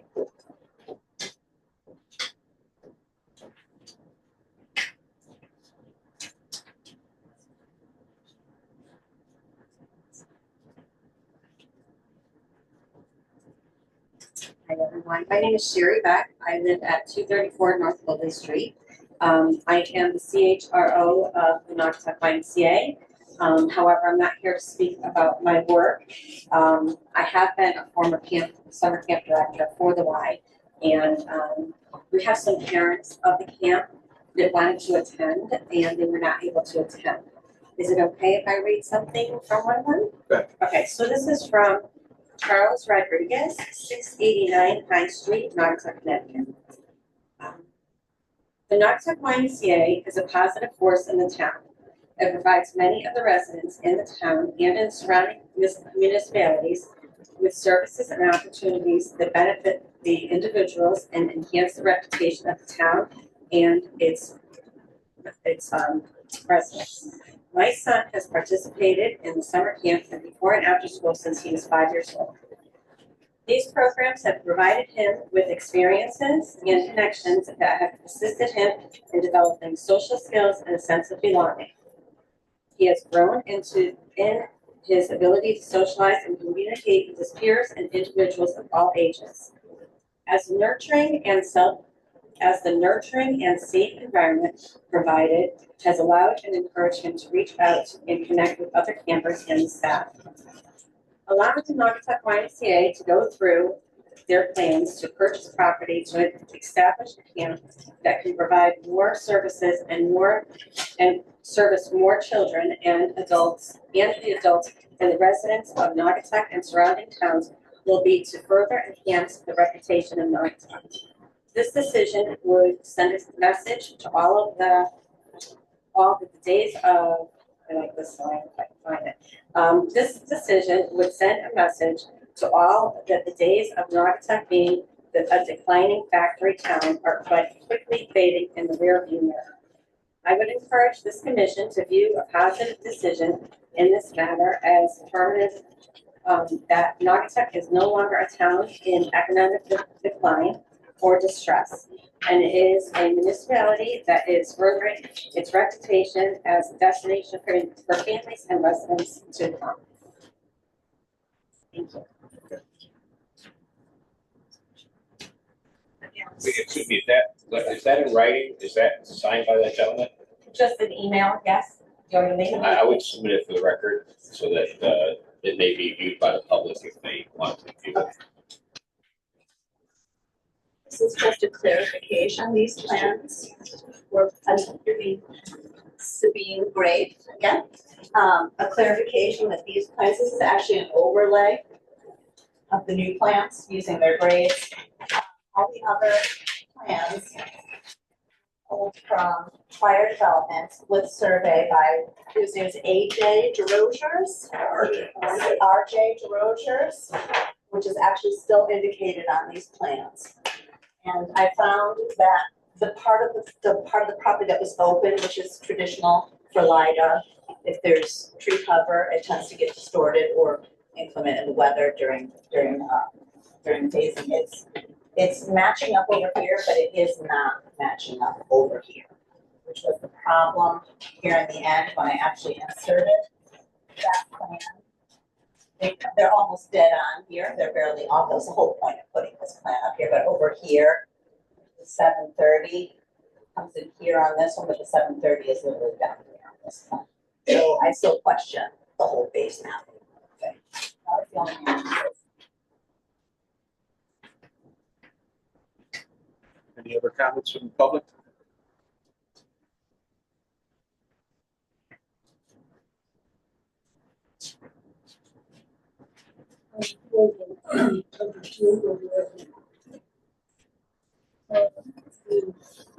YMCA has been in stories and then organization.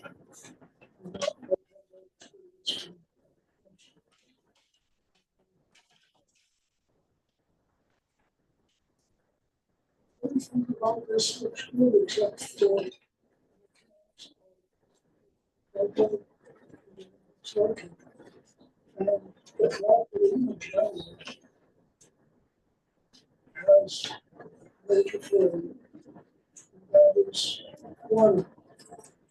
That's to the other parts of the top. So, I think that's what I should really look for. I never knew that, but I know that. But I'm not going to. And you have to pay close attention to it. If you don't, you end up with a major disaster. YMCA, and otherwise,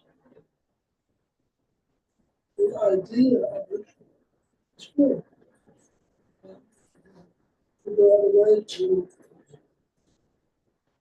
if there is a lot of ways, so figure out a way to do it.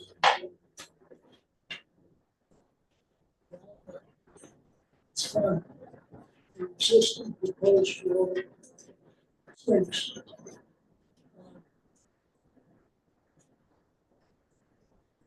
I only try to help. I probably think it's a little bit of a, I only have no idea. But I have different things to do. With John, I have a nice job offer towards the other teachers. I mentioned to my wife that she had a thing, so I gave up on that. I still go. And every time I talk to Katie, I want to build up the field. Because even when you go past, I can't try to do it. You don't know otherwise. Luckily, small business, so okay, so I got and that's every time we went to the same thing. Which they passed regulations every year. We can't time to actually do it. It wouldn't fly. So I got that. And probably 2 or 3 years, just to keep it all the same in family. I got that too. So when I did the seems to have happened. So the intention is kids that want to build it, and then also I think we should do that. And that's all my concern is. These leadership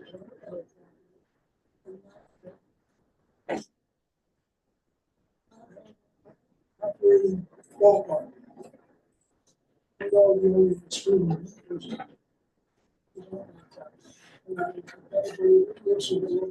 It's going to be the most. And I think I'm serious about maybe they changed it in the past to one. It's always had been changed.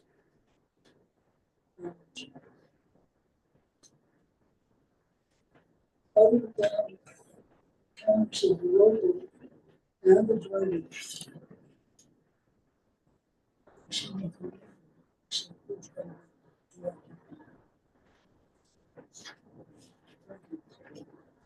And I have no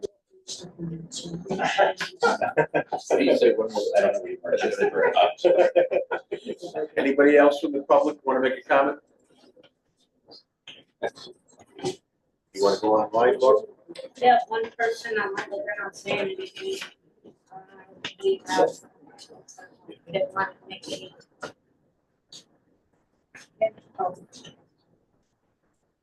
Anybody online who would like to make a comment?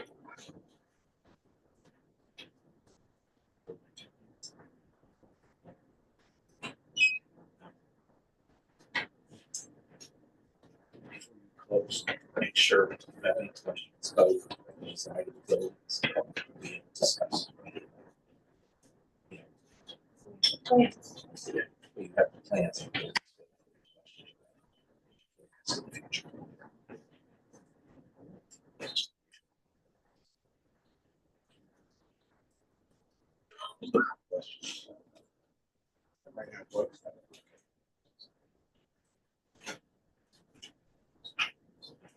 So, I appreciate the comments, especially the Waldo family, who I've known Alec Wargo forever. At least that much, it seems, and the rest of the family. I know them and their Tom and Sabine, those other people, and I appreciate the comments. The upper entrance, it looks good on paper, it looks great, but it doesn't correct the Andrew Avenue, Andrew Mountain Road properties that the department is pointed out, the chief of the department wrote the letter. It's still a problem, and it's the access for those who do that way up there for any sort of fire prevention, ambulance, like police, and all that. And so when they looked at the development, they approved it from River Avenue going upwards as the safest way for them to enter. And his letter does reiterate that, and he does it very carefully. And I think in the concept of looking at what that roadway is from the bottom, it's a driveway. It's not a cul-de-sac. Definitions in the regulations really don't talk anywhere about driveways. In subdivision regulations, there's a definition of the driveway. It's from the public road onto private property. So it's a driveway. It's not a cul-de-sac. Cul-de-sacs service residential property, and any definition you try to look up talks about residential neighborhoods. This is not a residential neighborhood. I think Mrs. Gordon commented on this commercial development, and the YMCA, it's probably, that's a good definition of it. It's what's all under regulations. We're also required as part of the special permit to submit a site plan. That is a component of the special permit requirements, among other components of the regulations, which are all go through. So those are combined together to get approved together. Can the site plan come back in for a modification, or the special permit for a modification in the future? Special permit in the next 5 years or so, we can come back in for a modification of the special permit to add things or adjust things as we address the property. Site plans get modified all the time. Oxford last night, we modified the Oxford Green project, which has been built since the early 2007s, and we modified it to do something different. All these things should be modified. So we will come back for the commission for any modifications. Mr. Clemens asked about the amphitheater. Mark Alafato reminded me that we're just using that for the kids. It's going to be during their talent shows. So hopefully, for his sake, we have a lot of talented kids. They don't sing badly and we play well. So that'll work out good for him. I don't know about the confidence of talent shows, having very little singing ability and very little musical ability. I think I'll be able to participate. And I'm going to turn it over to Kyle to address that. Thank you. Yeah, as noted about the reason I provided these two options for the alternate access, just number one, to show that we were trying to explore these options. It's option one, which isn't wasn't my first idea, but actually mirrors this previous drawing, 2005, that actually does cross the slope. This is that wetlands area that is that corner. So the previous plan proposed driveway basically mirroring this location and not to see how the property. So this is option one. Also, this maintains the improvements on the subject property. If more battle frame allowed, neighbor cooperation. This, as I said in my comments, this is an option. This is a 400-foot roadway, which is again longer than the definition of cul-de-sac. All that definition is portion of property is accessible for vehicles. Yeah, acknowledging that this is, yeah, this would be a working solution. However, due to the it's not on the subject property, it's neighbor property, but on access and fire department issues they're having getting on the Intermont Road. See on the there from the front. Preferred means of access is through that intersection. And second, address the drainage issues. As I said previously, well, we are regrading portions of the property. We're also providing a brick that goes across the property, across that slope. It's going to redirect stormwater runoff, which flows down property to a sheet to the roadway, travel along the roadway, travel along breaks, break down to put that in vehicles, intercepted by stormwater pools. Every time the stormwater hits one of these pools, a portion of it is retained. It does not flow further down the site. Stormwater pools also have outlet control structures here. The water is, yeah, the more time the water is spent on the site, the less water ends up at rubber. That's water that makes its way down the roadway again, being discharged, picked up by the roadway, picked up by these dams, picked up by the system, stored there, a portion of water is left behind, discharged in a controlled fashion. It's way on the site again. So while you have slightly increased the rate here at the bottom,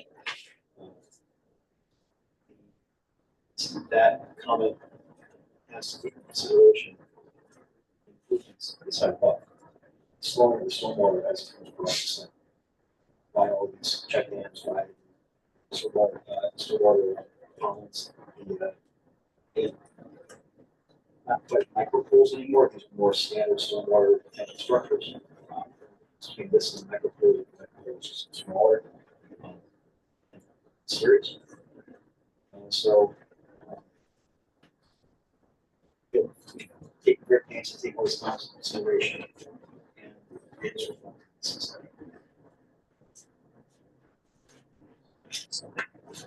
go back to the Andrew Mark location for a second. Your plan that you have.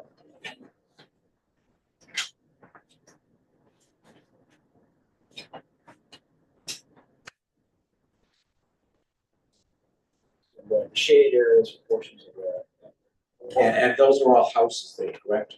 These are houses. Those are all houses that are near the entrance also. Yeah, so, So you're showing 7, 8 houses there near it? yes. And how many by Rubber Avenue? By the entrance to Rubber Avenue. So in essence, no matter where you go, you've got properties right next to the entrance, either one. Yeah, this is an easement here, And you don't own it. The property doesn't go all the way to the entrance. no, there's no access from this property. How would you plan to get there? Again, not really, sure. So I mean, how legally do you plan to obtain sidewalk? Is there a plan to do that?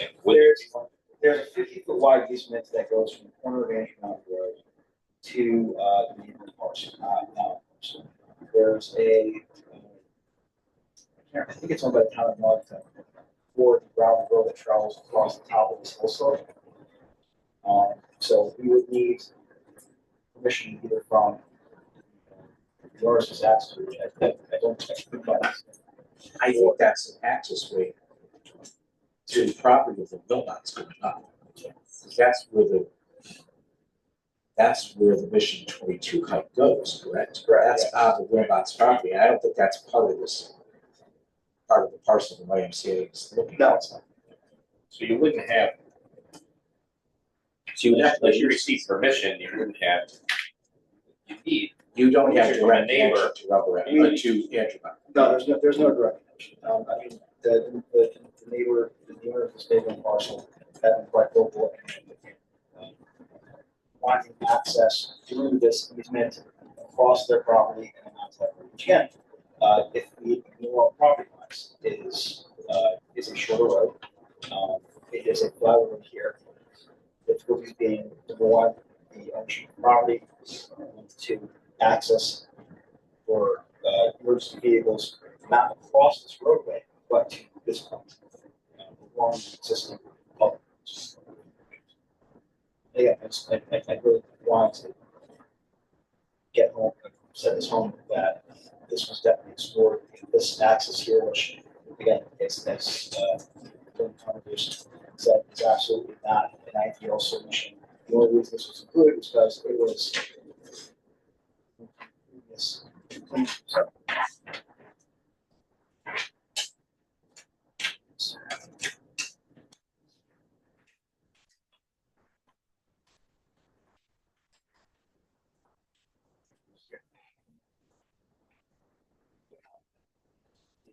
This was a previously proposed. That's option one, and their comment was down this access path across their property.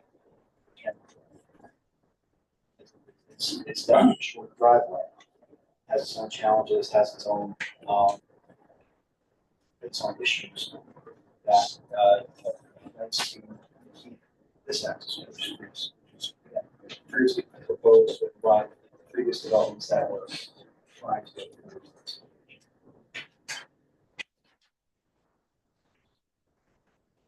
I have a question. You go with the rubber ass entrance, why are you only paving a quarter of this? Why can't you pave the whole thing? I think the first issue that would be, however, there could be consideration as we evaluate how the maintenance of the roadway would be in stone versus paving, that once in a while, also they may come and do more paving and pave the way up, basing on what it costs. When you initially look at the project, the cost is expensive for doing the paving. But going forward, maintenance of it may require you to take another look at it and pay more of the roadway up.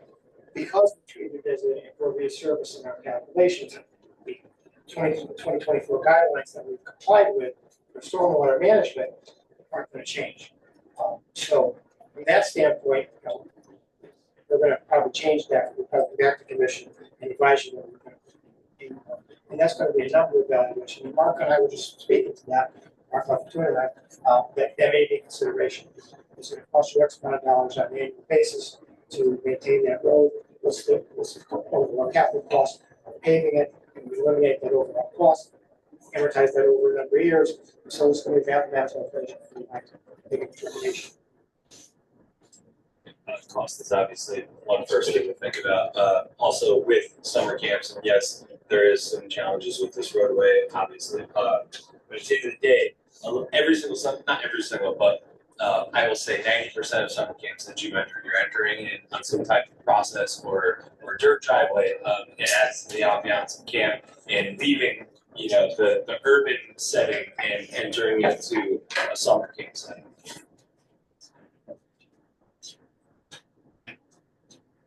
We should talk about the drainage towards the bottom of the driveway again. And what's going to prevent that from running out to the street?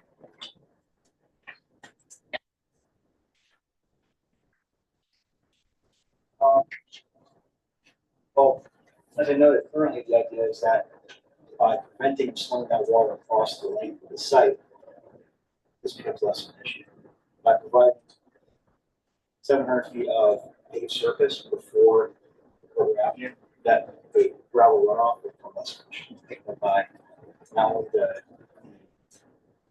we have 4-foot grass swale, now we have 14-foot grass swale on the side of the road, existing vegetation, and every single one of the stormwater control structures has a sediment pool at the district. So sediment and control. There's currently an 18-inch pipe on River Avenue here. That's observing this. One of the comments was connecting the pipes to the stormwater infrastructure in River Avenue. That is a possibility. But given the comments stating that as it is, sheet flow is not the existing respect where the especially handle the reference property. What the purpose of the design was, as it said, to control up to a 100-year storm. That water on the property as much as possible, which is why we have an extensive detention systems all over the road. Multiple checkpoints. So will there be water discharging into the street?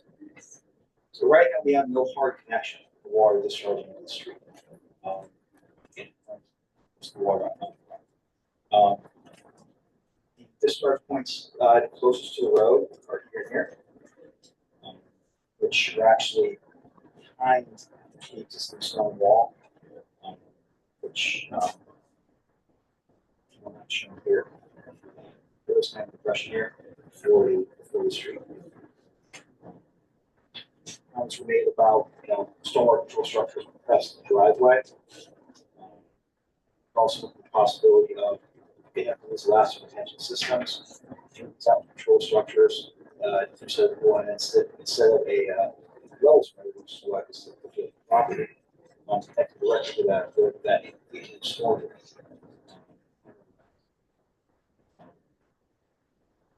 That's a possibility.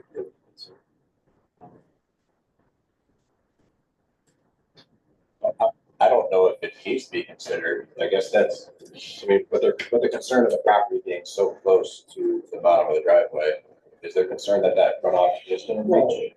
Right now, water comes off that property, significant water comes off the property during heavy rains onto the road.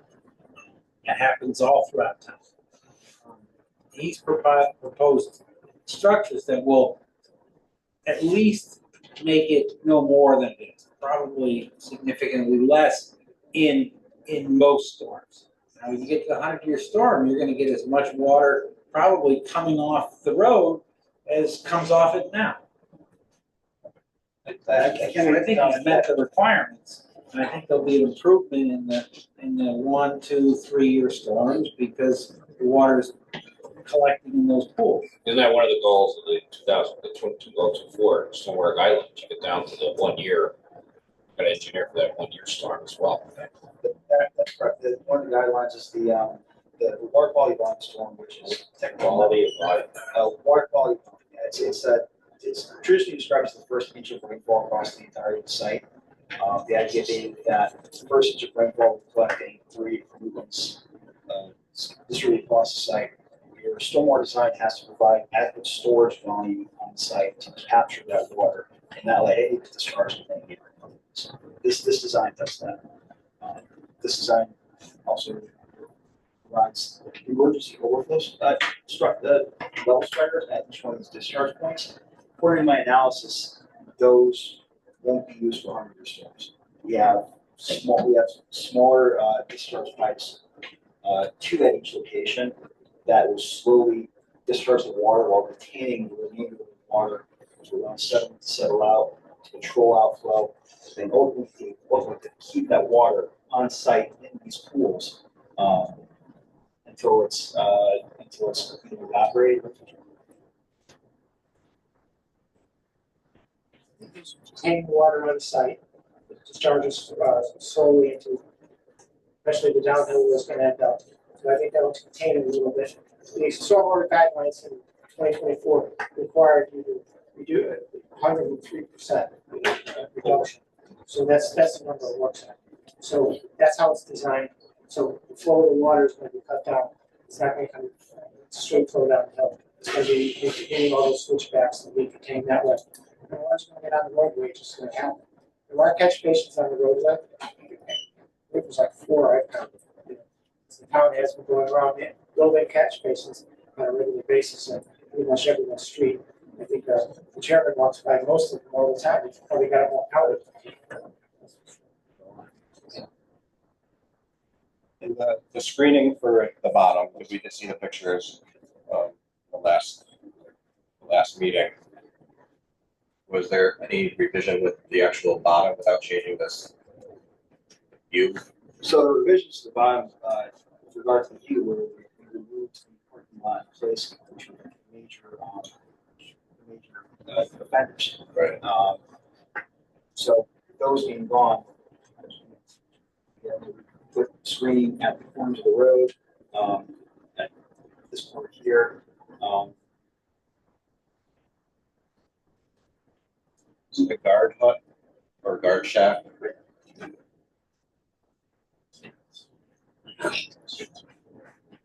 That's right, so we did,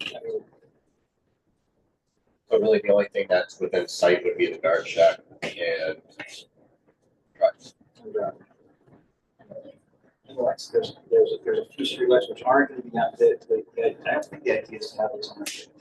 You have those, you have the box light design in your, what do you have on your? These are dark sky compliant, we updated them, based on the comment received last time, that the color temperature of the light, was reduced from 4,000 Kelvin to 2,000 Kelvin.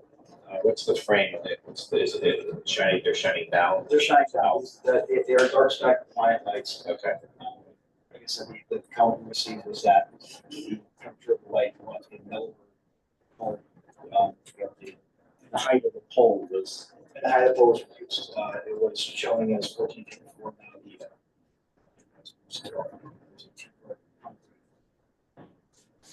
cases to get around.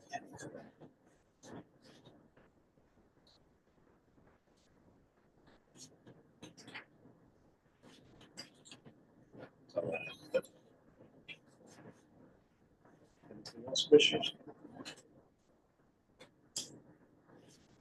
Just a request, maybe if you consider adding some kind of plaque somewhere about for the Wilmots, they found that. Already talked about, yeah. Oh, great. Not to mention that we are calling it Fox, we want to call it Fox Cliff. In homage to, it used to be Fox Cliff. Yeah, great, thank you. Great suggestion.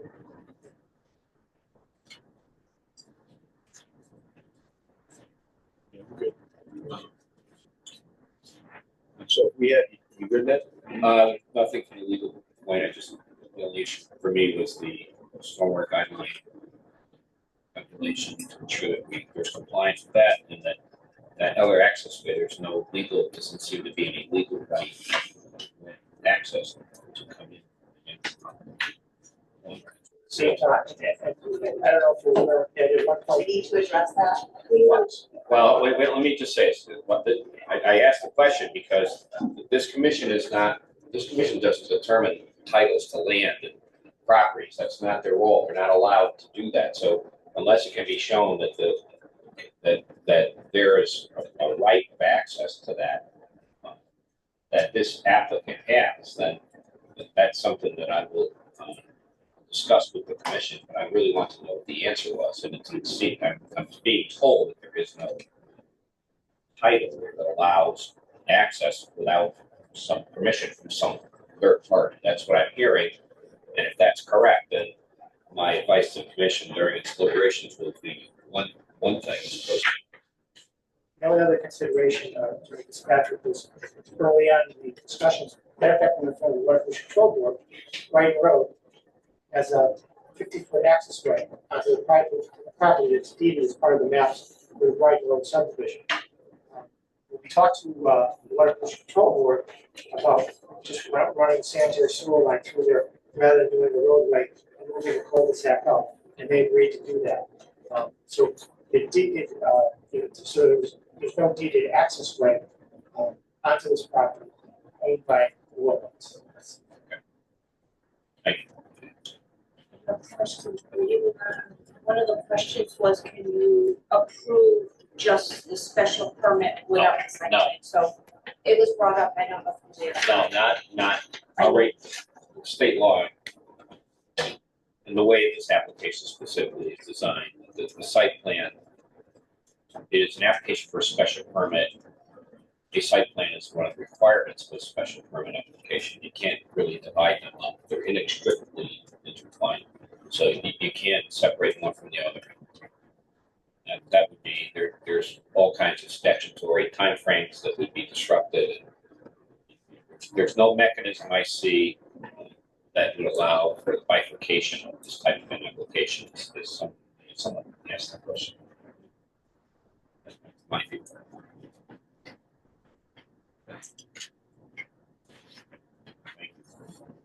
So commissioners, you have anything else before I close it? All right, there was a question about upland review because wetlands was changed. Is there? Seeing, is it within? We're within the upland review area. We've been going back and forth with grading. At first, we had more aggressive grading plan, and we had some retaining walls as there on the property. More controlled grading. The most recent plan, 3 months slope. Fisher grading within the upland review area, which we did get through before. We are close to the border wetlands. But again, we are still in the upland review area there. Well, the applicant may always, if that's what the evidence and testimony is, the applicant may always come back later. So if they do need further access, that would be they have to go back to the Wetlands Commission. All right. So, commissioners, I'm gonna close it.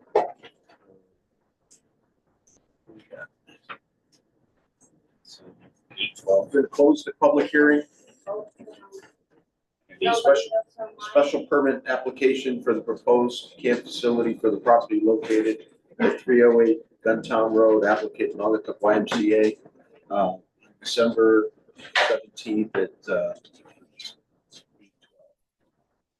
commissioners. We can't talk with what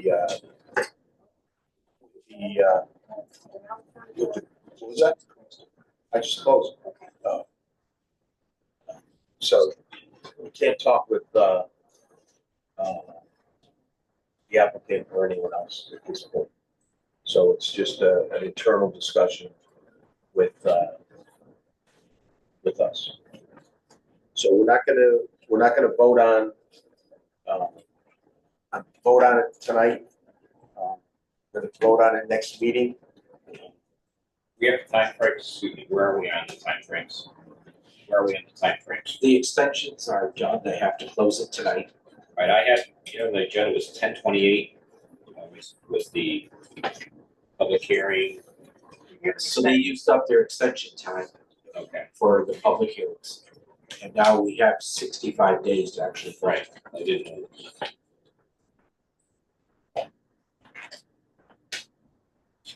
The anticipation will be discussion next month. Okay. Yeah, they got plenty of time. Yeah, and look at what everyone said on plantings and everything else, and be ready to discuss it at the next meeting. If there are documents that you're looking for, we can resend to you. You've gotten them over the past several months. I did give you in your pack special permit considerations out of our regulations for you to look through that, so you can base things on that. Just go on to the next. Okay. All right, let's take a 5-minute break. Thank you.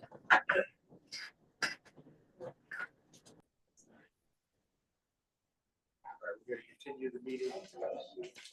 It's 8:19. All right, what do we got? New business. What was that? New business. New business done. You want to do your Whatever you want to call number 8? Yeah, go ahead. Okay, so there's really no need, Mr. Chairman, for an executive session there. None of the information I'll provide you is strategic. something that is really, would be protected by from disclosure of FOIA. So, this, as you know, has been a long-standing appeal. It was taken by from a decision by this commission to grant a solar permit, special permit for a solar farm on Costco Drive. The Orange has since relocated to the community. They've sold their property, so as a result of that, that creates legal issues of standing and whether or not they can write. The appeal is still pending with the court, Hartford Claims Court. So, and that is a matter of public record that the property has been sold and transferred. It's also a matter of public record that in accordance with our defense of the commission's decision, we filed a motion to dismiss their case, that appeal. And as of this evening, there's been no decision yet on that motion that we filed in the court, so it's pending. And that also is public record. So that's why I can disclose all this. So we hear what the judge does with that. It's a whole hearing. I don't know if the new owners have an opportunity, if they wanted to, they could join with you. They could substitute for the owners if they wanted to. It would be up to them. It's not something we as a board, commission, the borough could control. It's up to the new owners of that property. So we'll see. But that is news that's happened since the time between the last meeting and this meeting. Okay. Is there any other comment from the public? Anyone from the public want to make a comment? Okay. Ed, you have anything? Just a quick thing. It might be for you. There is a parcel of land next to where, you know where Easy Rental was on North Main Street. Right next to where the bridge is. It's a vacant building now. Right below, in Union City, right below the Overpass. overpass. Okay. There is a parcel of land. So Sliver. There was a So that sliver, Easy yeah. Rental used to be located in that building by itself. That is one parcel. And then there's a vacant lot between that and the bridge. Okay, yeah. And it's 4,900 square feet. So the person that owns it is the guy that owns Vegas Pizza. He owns the 5-family behind it. Okay. So he came to me and saying, can I put a mobile home on it? Well, in a B1 zone, you're supposed to have a 20,000 square feet of land for a house. My problem with that is, we all know those parcels got created after the flood. Right. And so many of them got screwed up. They pre-existed zoning. We ran into that where Anadantes used to be. That part of the parking lot was the road. The state took it over with the flood. So can he purchase a mobile remanufactured home and put it on that parcel? Not an RV, I'm talking, it's a regular mobile home. Because he goes, I saw one, it would be the right size to fit. I said, I'm not sure. It's a non-conforming lot. It's a non-conforming B1. Yeah, it's in the B, that whole area is B1. You can have a, it's a non-conforming lot, but can he put something on there? I said, you'd have to meet the setbacks. Does he have a map? Well, I told him we probably need to do a survey. Why don't But I know it doesn't meet the requirements of size. So the building is he gonna knock it down there? There's no building. But Easy Rental is Easy Rentals is by itself. There's two parcels. Easy Rentals. One next door to it. He thought he was buying the Easy Rental I know building when he bought the lot. Oh, I see. And he ended up, then he found out, he goes, oh, Huh. I already own the lot. Survey's a good idea then, right? Yeah, he goes, no wonder why it was cheap. Yeah. And he bought it probably 15 years ago. So I wanna look at that. I wanna look at the deed. I wanna see where it came out of and how Yeah, it because changed from I see it on, Yeah, it's I know, there. but I It's wanna just see a what the little layout, square. I wanna see what it was before. Yeah. If we can find it, I wanna see it before and then we'll see it after. because I'm trying to figure out, like, I don't know whether you can put just that. It may just be You know? something he could use for assemblage. I don't know, with the adjoining, what are the adjoining properties? May not have. Oh, The perfect thing would be use it as a parking lot Well, for the easy again, it rental might be building. assemblage or an accessory use, accessory assemblage, right? So he may not have. But let me, let's look at it. I see. think he got the lot actually in like a tax foreclosure. Screwed up too. All right, well, we'll talk about it, yeah. Okay. That was one of them.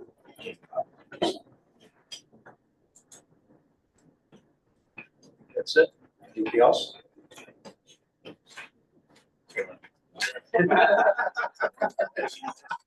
It annoys me all the time. I You gotta look left. You gotta look left. It's a habit. I'm gonna sit that side next time. Right.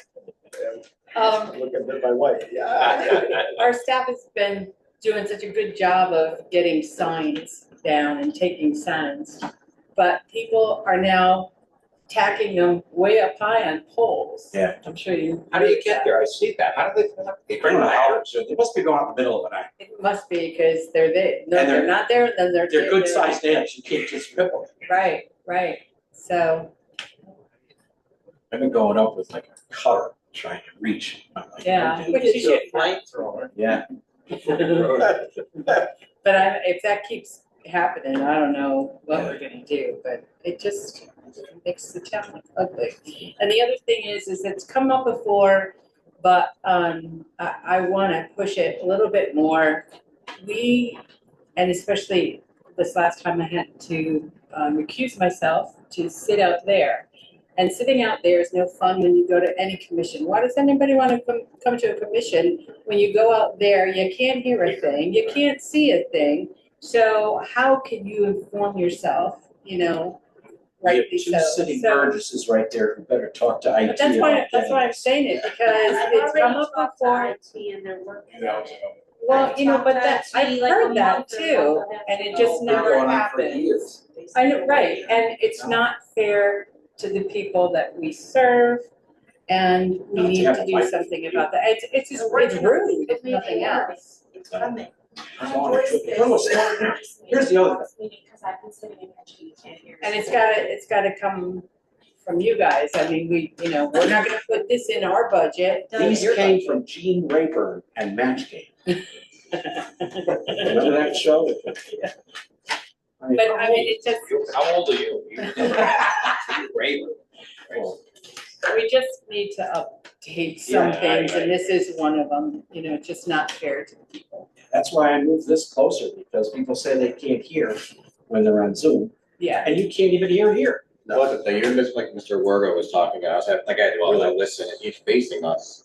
Yep. So I couldn't imagine being behind him trying to right. hear. And the other thing too is like we've listened to tapes, when we haven't been Oh, here. I hope you heard it right. Realistically, we should have two TVs, one pointed each way, to be able to show things. I mean, this room is not conducively set up. You have the Board of Ed, and it's never a problem for anybody for the Board of Ed. They have a really good sound system though, that records. I know. They're used to having a lot of hearings and. Except they put the wrong projector in when the lights are on, you can't see the image. All right, I don't. So But you you have can't the read one it. cheap one instead of the good one, where you need the lights on, you can see it. Somebody needs to put it in their budget this Oh, year, yeah. really. So that would be IT, and I've worked with IT, and I've been working with IT, I'm getting the microphone, I've been talking to them for a couple months now. And they told me they ordered it, that's all I know. Yeah, I and think- but they I think- don't have it for another TV right now. I think it needs to start at the top. I don't think it should They missed be Black any of the Friday. commission staff Yeah. doing this. It is a borough buy. That's it, that's all I got. There's nothing else? Let's hit the motion to adjourn. So moved. All in favor?